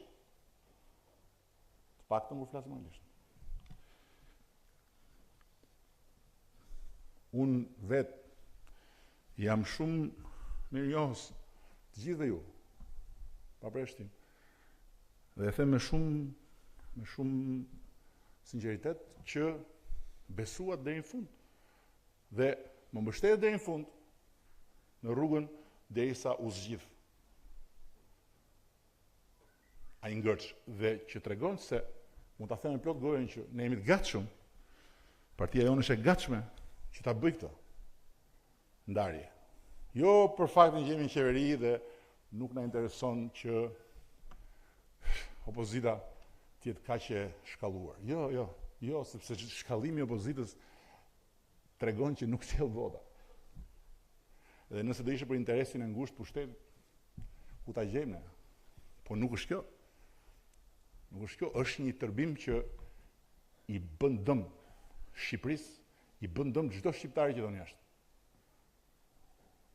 Unë nuk besoj të ketë vend tjetër në botë ku cili do politikan në qeveri apo në opozitë të kërcej përpjet dhe të përdor fjalët më të ulta për një ambasador që targetohet për një arsye të qëndësishme apo pa qëndësishme, kjo s'ka rëndësi. Në një media të një vendi tjetër, që të jetë vendi më mik. Ç'është kjo? Ju fola për odat para 100 vjetëve. Odat nuk i bënin këto. S'ndodhin këto. Edhe odat nuk punonin me 5 prioritetet. Nuk kishin manuale anglisht për vijën e sjelljes. E me thënë drejtën, odave as nuk i shkonte në mend se si dukeshin përpara Brukselit apo Washingtonit apo Pekinit. Odat kishin sensin e prindit për komunitetin. Historitë e armiqësisë brenda odave të lidhura me historitë e bashkimit të pushkëve janë panumërta. Mund të kemi armiqësi me njëri tjetrin, po s'kemi pushkë për njëri tjetrin. Dhe nëse sot pushka është fjala, atëherë s'mund përdoret kundër njëri tjetrit në sytë të tjerëve që në fund ditës ç'a mendojnë. Gjithsesi, le të kthehemi tek fjalimi im më i gjatë se zakonisht. Opozita më e fortë dhe më e rrezikshme në rrugën tonë nuk është megjithatë as në katudrin tonë politik, as në kazanin tonë mediatik. Opozita më e rrezikshme është në zyrat e administratës. Aty ku janë ata që pengojnë ligjit të zbatohet, që pengojnë ekonominë të rritet, që nuk ja lejojnë njeriu të zakonshëm të çlirohet nga makfi i korrupsionit dhe i arrogancës së njerëzve që paguhen atje për të shërbyer njeriu të zakonshëm. Kundërshtarët më të mëdhenj tanët, po Shqipërisë, janë brenda trupit të shtetit që ne tani kemi detyrën të administrojmë dhe njëkohësisht forcojmë dhe të bëjmë shtet. Dhe nëse duam t'i mundim, ne duhet jemi shumë të vërtetë dhe shumë të qartë me veten dhe me popullin. Dhe duhet ta pranojmë sot kokulur se po edhe ne jemi fajtor në gjithë këto vite. S'flas vetëm për 4 vjet, për krijimin dhe shtimin e një soji të paprekshëm, zyrtarësh, parazitët grabitqar, që janë fëmijët e partisë, ose që shkojnë për zyra si të partisë, pavarësisht se partia shkret s'di gjë fare ndonjëherë. Po është njëri që e përfaqëson partinë, që pastaj thotë ky është i partisë, ndërkohë del që është i krushqisë. Ama nëse deri sot ne jemi bashkëfajtor, pastaj nuk po ndajmë masat, se dim që në këtë fushë kemi konkurrent pa konkurrueshëm, Nëse jemi bashkëfajtor për vullën e tepsisë pushtetit të partive në kurrizën e shtetit të gjithëve, nesër ne do jemi të vetmit fajtor. Të fitosh zgjedhjet vetëm do të thotë të kesh fatin të bësh të gjitha gjërat që ti mendon se duhen. Ama do të thotë po ashtu që s'ke më për kë tankohesh. Atëre, distancimi pa asnjë ekivok i hyni në radh parë. Dhe lufta pa asnjë tolerancë për ta zhbërë këtë damk është e domosdoshme. Dhe 4 vite ikin shumë shpejt. Ashtu sikur unë e di shumë mirë që është shumë herë më i fortë se sa që duket njerëzve nga jashtë ky sistem i kapjes shtetit për interesa individësh të lidhur me nivelet më të larta të partive në pushtet dhe për hesabet pa pastra elektorale. Është shumë herë më i fortë sistemi. Dhe unë e di mirë që edhe këtu tani për shembull në këtë sallë, me sigurisë nuk janë pak në mos qofshin më të shumtët, ata që mendojnë që kjo luftë do të jetë e kotë. Do jetë sa përsye faqe në publik, ndërkohë që jeta do vazhdojë, duke i shkel syrin njëri tjetrit, duke i shkel syrin një grupi shokësh, duke i shkel syrin kushurive, kryqve. Madje, ndoshta mendojnë dhe që ky sistem duhet, sidomos tani, sepse duhet forcojnë partinë. Dhe prandaj duhet mbijetojë në emër të interesit të partisë, që ka akoma shumë gojë për të ushqyer, se tani paraqitet për të kërkuar ushqim. Shumë nga ata që në fushat si në fare. Po ndërkohë janë në përshpia, duke na parë dhe duke na pritur. 51.000 më shumë zgjedhës se në vitin 2013 për Partinë Socialiste. Ka rënë numri votuesve. Po Partia Socialiste ka bërë më shumë vota, jo më shumë përqindje, më shumë vota se sa kur mori mandatin e parë. Atyre si do bëjmë? Do bëjmë sikur si shohim apo sikur s'na shohim. Prandaj unë mendoj që ky mandat është një takim me historinë i partisë tonë dhe është një takim kyç për historinë e partisë tonë. Sepse ose duhet ta fitojmë këtë betejë për nderin dhe për dinjitetin e gjithë atyre njerëzve që na kanë besuar, ose ta humbasim bashkë me drejtën që t'u udhëheqim Shqipërinë. Dhe po ju them, nëse humbasim, do ta humbasim për gjatë. Dhe prandaj kjo luftë fillon brenda nesh, fillon mes nesh, në kuptimin brenda vetes. Se jemi të zgjedhur drejtojmë të vetëm, po jo qeverisim vetëm. Dhe as për vete. Na kanë votuar më shumë se asnjëherë më parë, jo vetëm votues tradicional apo të rinj, pozicionuar majtas, po dhe votues djathtë, që kur më parë se kishin menduar që do votojnë Partinë Socialiste. Historitë janë pa numër, ta këtu të gjithë që janë prezent mund të tregojnë histori, familjesh, individësh, të djathtë. Dhe kemi marrë mandatin me shumicë votas që se një pas njëherë. Për të qenë si asnjëherë më parë i qeveri që mendon për gjithë ata që e kanë votuar. Natyrisht edhe për ata që s'e kanë votuar, por që i vlerëson njerëzit jo nga përgatësia politike, jo nga ajo krahinore, as nga ajo fetare, lere pastaj nga lidhjet klanore dhe farifisnore, po nga aftësitë dhe nga meritat e tyre. E kemi në dorë, t'u japim shqiptarëve vendin ku ata të ndjehen që nëse e kanë një merit, merita ju njihet. Nëse kanë një aftësi, aftësia ju përdoret për atë që ata duan ta përdoret. Edhe jo të shpallim konkurse me dyert mbyllura. Prandaj stop. Emrime në emër të flamurit partisë, që partisë vetëm ja flishin flamurin dhe emrin. Stop emrime mes lidhjes shkurtra. Çfarë do lloj natyre, që janë sabotimi më i rënd që mund t'i bëhet projekti politik që shqiptarët votuan masivisht. Më masivisht se asnjëherë më parë i pat edhe numrat e Partisë Socialiste në 4 mandate. Më masivisht se asnjëherë më parë për një parti vetëm politike. Stop emrimeve që nuk dalin nga procedura konkurruese reale, transparente, gjithëpërfshirëse për çdo nivel të lartë drejtues. Dhe për çdo zyrë ku është ngrënë 27 vjet haku i popullit. Dhe ka ngrënë hakun e popullit të gjithë. Jo vetëm ata që ikën bashkë me tepsinë e tyre, po të gjithë.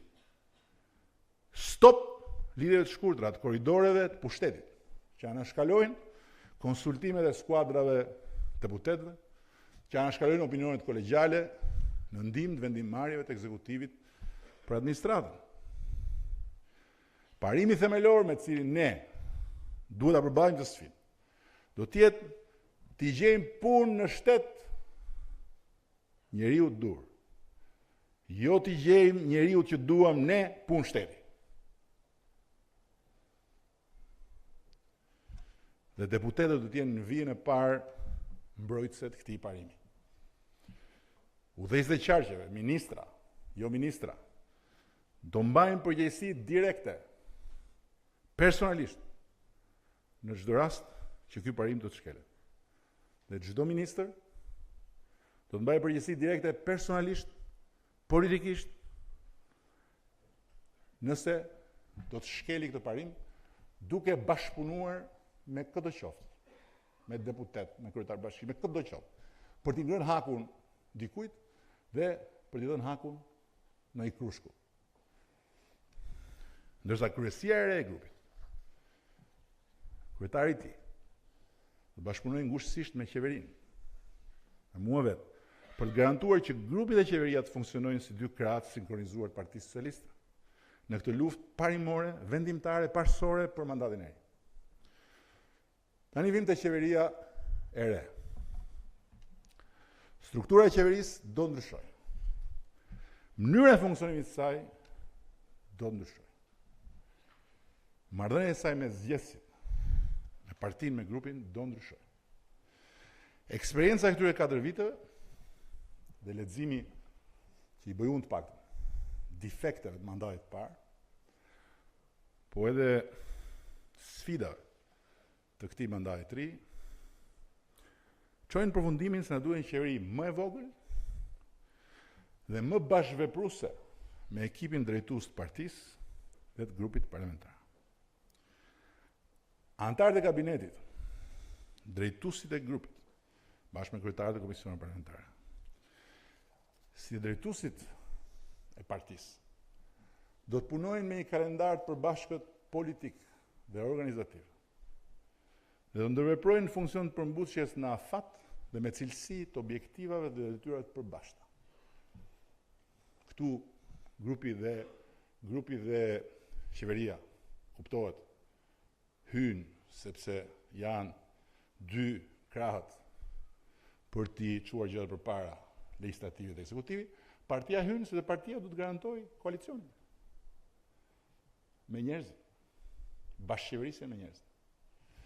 Ministrat dhe ministrat do të paraqesin përpara kryesisë partisë dhe grupit parlamentar planet e tyre të punës në fillim të çdo sesioni parlamentar dhe në fund të sesionit do të raportojnë për nivelin e realizimit të tyre. Çdo mos realizim i pajustifikueshëm me arsye objektive, që mund ndodh të ketë arsye objektive, do të adresohet me largimin automatik të ministrit ose të ministres nga qeveria.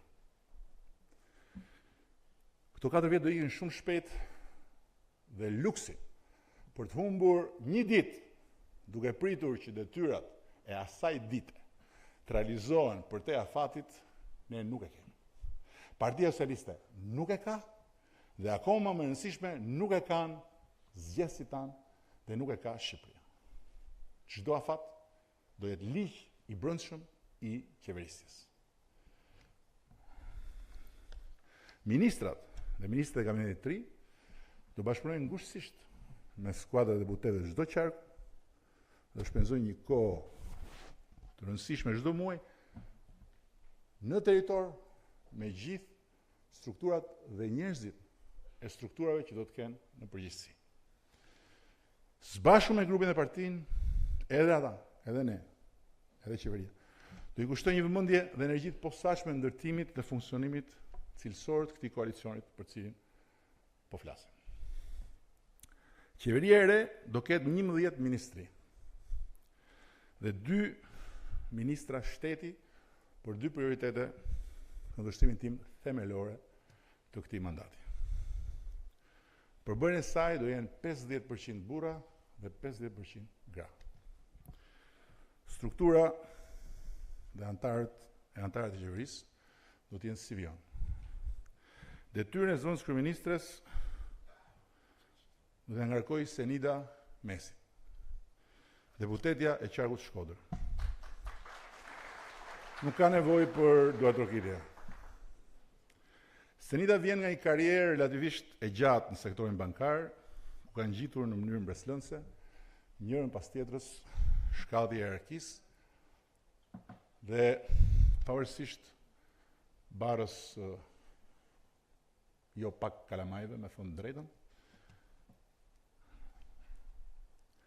ka vijuar paralelisht formimin e saj profesional në një universitet prestigjioz në Gjermani. Formimi dhe eksperienca e saj janë eksaktësisht çfarë na nevojitet për të mbuluar një rol ku fokusi do të jetë ecuria e riorganizimit rrënjësor të institucioneve, agjencive, inspektoriate, zyrave etj., si dhe gjithë reforma e thellë e deregullimit.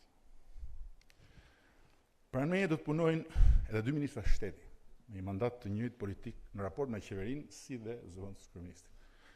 Njëri ministri i shtetit për shqiptarët jashtë kufive do të jetë natyrshëm Pandeli Majko, i cili do të merret me një objektiv të rëndësishëm të këtij mandati të ri, rritjen cilësore të vëmendjes, kujdesit dhe ndërveprimit të qeverisë së Shqipërisë me bashkëkombëtasit tanë në rajon dhe më qërë. Vota e emigrantëve dhe afrimi i strukturuar i diasporës në ekonominë e vendit nuk mund të lihen më që të sjellë koha, por duhet i mundsoj puna puna e kësaj qeverie. Nuk bëj komente pse pikërisht pandin këtë detyrë, se këtë gjë besoj e kuptojnë që të gjithë, ashtu siç kuptojnë lidhjen e karrierës tij me këtë çështje madhore, për cilën na duhet një fokus i veçantë, duke pas parasysh edhe shumë sfida që kanë sot shqiptarët. Tjetra, ministrja e shtetit për mbrojtjen e sipërmarrësve do të jetë Sonila Qato. Sonila është juriste me një përvojë të rëndësishme në administrimin publik. Nuk ka nevojë për duartrokitje, më vjen keq. Se kuptoj, për çfarë duartroket landa, se marrësh. Dhe në marrëdhënien e punës me subjekte private apo grupe interesi. Baza e punës së kësaj figure në qeveri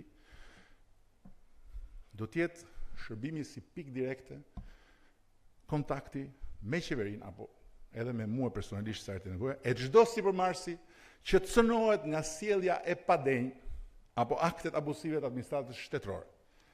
Ose do të pengohet, do zvaritet, do harrohet pas derës nga cila do ministri përgjegjëse. Jam i turpruar nga tregimet e sipërmarrësve që kam dëgjuar gjatë këtyre 2 muajve. Jam i turpruar. Kam dëgjuar çuditëra. Sepse kemi dëgjuar popullin për lejet, licencat, dokumentat, legalizimet, sipërmarrësit tregojnë çuditëra. Nuk më intereson fare që është më mirë se ç'ishte. Është më mirë se ç'ishte.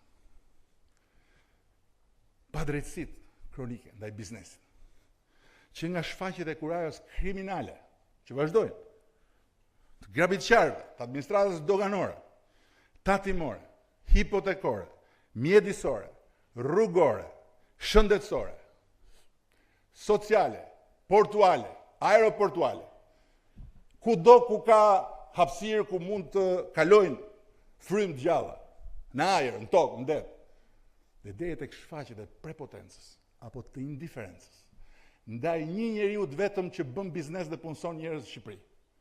Në kërkim të një zgjidhje duke trokitur apo duke telefonuar më kot deri në nivele më të larta, përfshir edhe zotrin ministra të mandatit kaluar, unë nuk dua që t'i ulim më tej në raport me 4 vjet më parë, po dua që t'i zhdukim.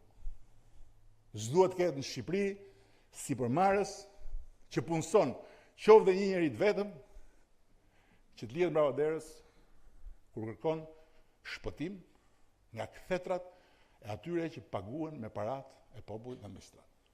Natyrisht që roli i një ministre shteti, e cila do të bëj vetëm këtë punë, duke i garantuar të gjithë sipërmarrësve, unë, qeveria, ju, se mjafton që ta bëjnë me dije qeverin, natyrisht nuk e hezaron të gjithë këtë problem. Por është një nga gurët, dhe nuk do lëm gurë pa luajtur, që ti shpëtojmë njerëzit nga ky makf. Përsëris, nga makfi që fillon nga garbitçarët deri te ministrat e Partisë Socialiste që nuk hapin telefonin. Kur një sipërmarrës telefonon, ministri nuk ka asnjë punë më të rëndësishme. Dhe kur një sipërmarrës dëshmon se ministri nuk i përgjigjet, ikën ministri. Nuk vuan më sipërmarrës. Ministria e jashtme. Por ministrit që nuk dyshojnë nuk po zgjaten me komente, edhe pse shumë çka besoj do ndryshoj në organizimin e funksionimit të tyre. Detyrën e ministrit jashtëm do t'ja ringarkoj Ditmir Bushatin.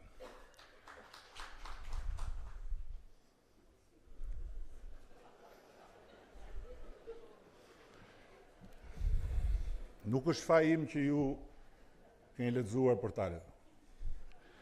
Për gjithë punën e lavdërueshme që ka bërë në drejtimet tradicionale të aktivitetit të atij dikasteri, duke e materializuar ambicien ton për një dinamik të re në politikën e jashtme të Shqipërisë.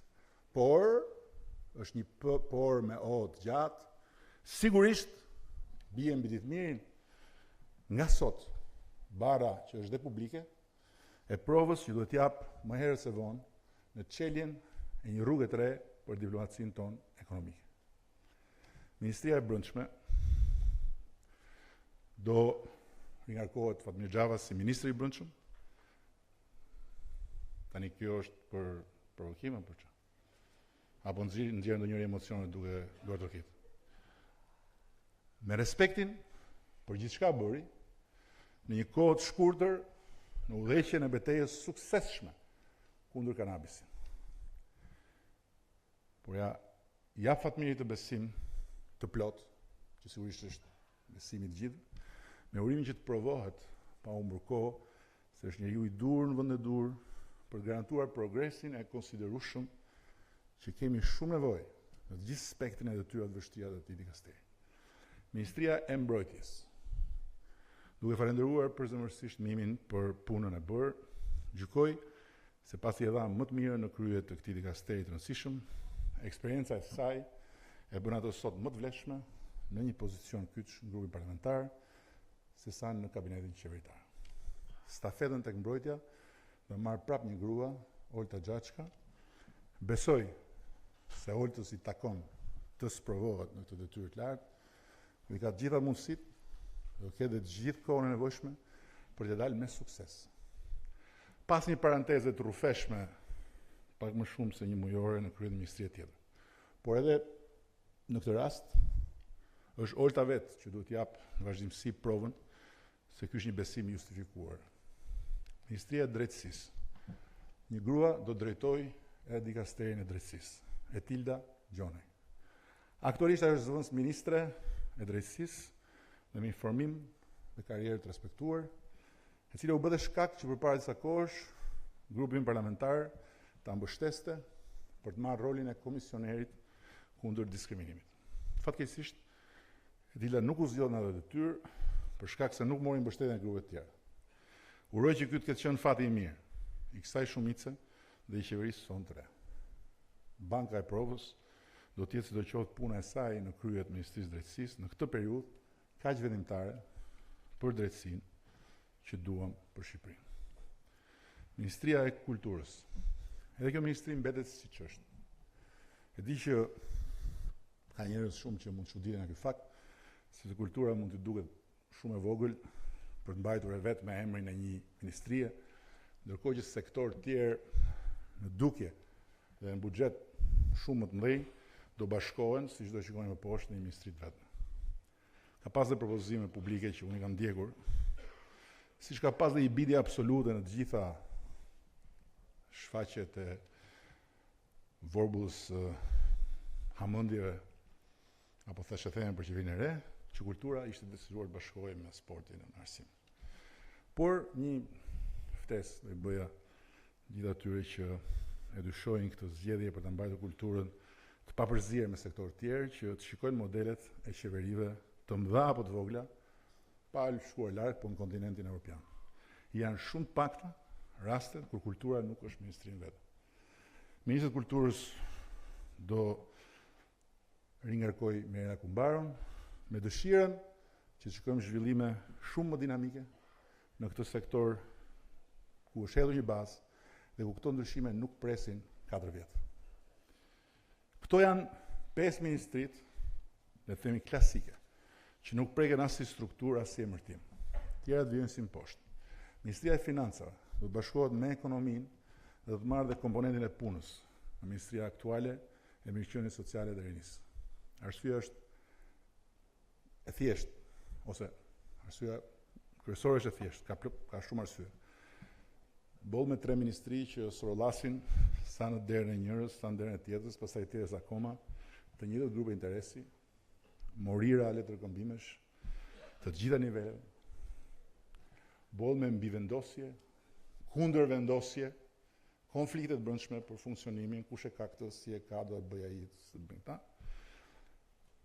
Për një vend dhe për një ekonomi si e jona, ku as masia dhe më rëndësishme as gama e çështjeve nuk e justifikojnë të paktën për të fazë ekzistencën e këtyre 3 dikasterëve të ndarë nga njëra tjetra. Por s'është vetëm kaq. Na duhet një ndryshim rrënjësor i drejtimit dhe i organizimit të burimeve njerëzore dhe të ndërbefrimeve mes drejtimit politik dhe shërbimit civil, që unë besoj se nxitet edhe përmes këtyre zvoglimeve të numrit ministrive, duke zmadhuar ministrit. Ministrët Financave, Ekonomisë dhe Punës, nga Kuer Benamedaj, i cili natyrisht do duhet të aprovoj sa më shpejt mundësisht, me rezultate shumë konkrete, se është në lartësinë e kësaj sfide të re, që është shumë më komplekse, si dhe sfida që ai e përballoi, me rezultate të mira në krye të financave gjatë gjysmës së dytë mandatit të parë. Ministrisë së Arsimit dhe Sportit do bashkohet dhe rinia në funksion të mbështetjes më tejshme politikës së shkollave si qendra komunitare. Në detyrën e ministres do të ringarkohet pas një rezervë Lindita Nikola. Unë kam bindjen se leadershipi i vendosur dhe pa buj i Linditës është garanci për të jetësuar më tutje reformën e thellë transformuese që kemi ndërmarrë pas 2 dekadash kaos, degradim, kalbëzim dhe konflikte interesash nga më të tmerrshmet në arsim. Dhe e gjitha kjo ka ndodhur se natyrisht fal vullnetit politik të Partisë Socialiste, po kurajos politike dhe aftësisë drejtuese, organizuese dhe gjithëpërfshirëse të Lindita Nikolas. Ministria e Shëndetësisë do bashkohet me kujdesin social. Historitë e pafundme të torturave me kempe, me lloj falsifikimesh për indulgjenca shtetërore për njerëz të pamundur, por dhe shumë nevoja praktike për ndërveprim shumë më efektiv me sistemit shëndetësor dhe atit kujdesit social, më kanë shtyrë ta shoh me interes këtë model organizimi në shumë vende të tjera. Dhe kam besim se në këtë fazë është modeli dur për vendin tonë. Për drejtimin e kësaj ministrie do ringarkohet Ogerta Manastiliu, e cila bëri një përmbysje të madhe në ferrin e trashëguar të QSOT-s, u treguar një kapacitet menaxherial të respektueshëm, po dhe në kohën e shkurtër që pati si ministre, kryer përshtypjen bindse që është zgjedhja e dur. Ministria e Energjisë do të bashkohet me Ministrinë aktuale të Infrastrukturës. Ministria e Infrastrukturës dhe Energjisë është po ashtu një model i aplikuar më parë në vende tjera, po sot Shqipëri, ky bashkim është themelor për të çuar në një stad të ri, unë do thosha në fakt për ta normalizuar gjithë platformën e organizimit, funksionimit, ndërveprimit të rrjeteve infrastrukturore, mbi toksore dhe nën toksore të Shqipërisë, ku ende mbretëron një rrumpall e patregueshme, pavarësisht progresit bërë në 4 vitet e fundit. Damian Gjiknuri do të jetë ministri i infrastrukturës dhe energjisë. Me bindjen time të plot nga eksperienca e punës me të, se është ndër administratorët publik më të aftë që ka pasur familja jonë politike. Por nuk besoj se egzageroj, po të them dhe vendi ynë. Natyrisht koha është gjykatësia më e besueshme e të gjitha vlerësimeve dhe vendimeve tona. Dhe njësoj si për gjithë anëtarët e tjerë të kabinetit s'ka preferencë. Edhe për Damianin vlen parimi që nuk do presin vitin 2021, për gjykuar sa e goditur zgjedhja e tij, po do vendosim objektiva, afate dhe do gjykojmë periodikisht mbi bazën e rezultateve. Ministria e Bujqësisë dhe Zhvillimit Rural do jetë e ngjashme, po jo tërësisht me dikasterin e sotëm kësaj fushë. Detyra e Ministrit të Bujqësisë dhe Zhvillimit Rural do të ngarkojë Niko Peleshin. Nuk është një hamendje, por është një vlerësim që un kam mbi njohjen dhe mbi det që Niko ka zhvilluar për këtë sektor, duke mbuluar në fakt në rolin e mëparshëm detyra koordinuese ad hoc në funksion problematikave që lidheshin me administri, e cila më shtyn të besoj shumë, me thënë drejtën, që në drejtimin e tij do marrin frytet e dëshiruara nga ky sektor. Dhe mos gabohen sfundmi, po, komponenti i turizmit dhe i mjedisit do të bashkohen në Ministrinë e Turizmit dhe Mjedisit si një nevojë prioritare e kësaj periudhe për t'i dhënë një shtysë të re dhe të fortë turizmit, si dhe për ta lidhur mbrojtjen dhe promovimin e pasurive natyrore së bashku me vetë higjienën mjedisore me zhvillimin e qëndrueshëm të turizmit.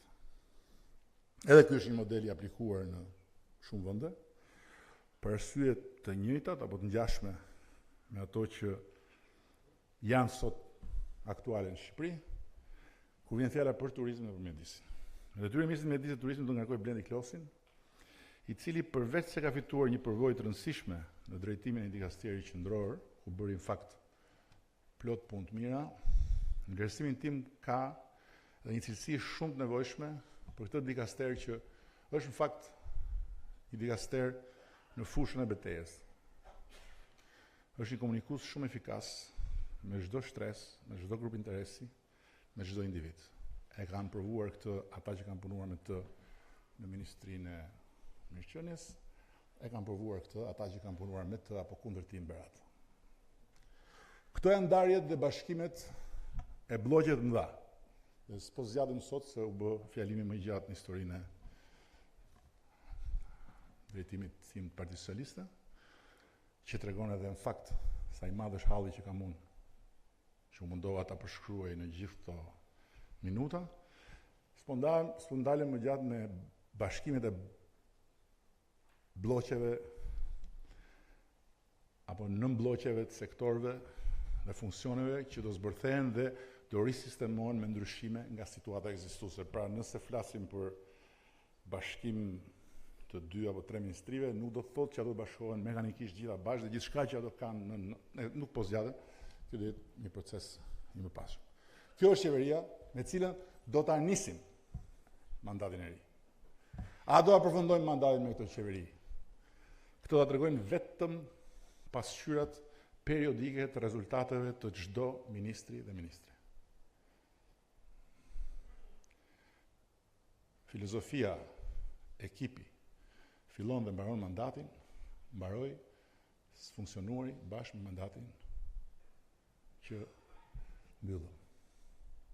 Filozofia e këtij mandati është pasqyra periodike e rezultatesh, llogaridhënie me rezultate dhe mbajtje ose jo e detyrës në bazë të rezultateve.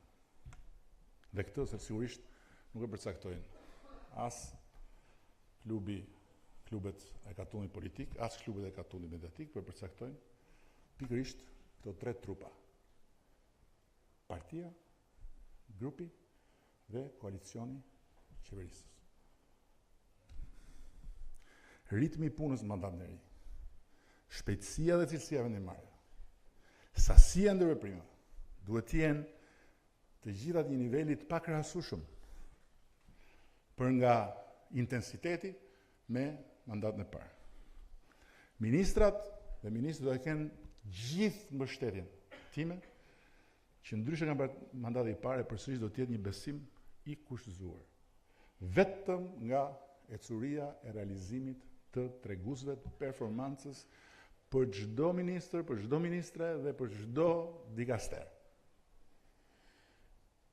Që nesër ne do nisim punën konkrete me kryetarin e asamblesë, me kryetarin e grupit, me anëtarët e kabinetit të ri qeveritar për finalizimin e punës me programin e qeverisë, draft planet e ministrive, që do i paraqiten grupit në një nga mbledhjet e para kur të jenë gati, dhe po ashtu me kryetarin e asamblesë, me kryetarin e grupit do të finalizojmë dhe konkretizojmë propozimet për ekipin drejtues të grupit dhe të komisioneve parlamentare.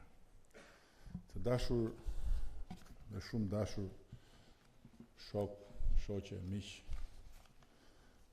vëllezër, motra, kemi privilegjin e madh të udhëheqim për 4 vjet vendin e të parëve dhe fëmijëve tanë.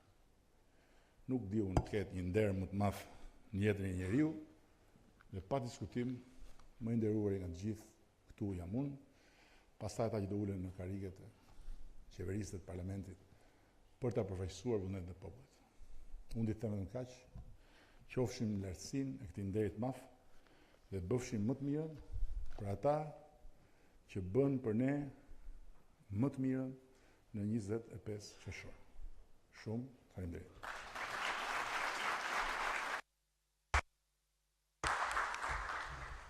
Atëherë këtu besoj se përfundon çka ishte parashikuar për sot. Besoj se shpreh dhe mendimin e të gjithë asamblesë kombëtare, duke i uruar punë të mbarë grupit të ri parlamentar dhe kabinetit të ri.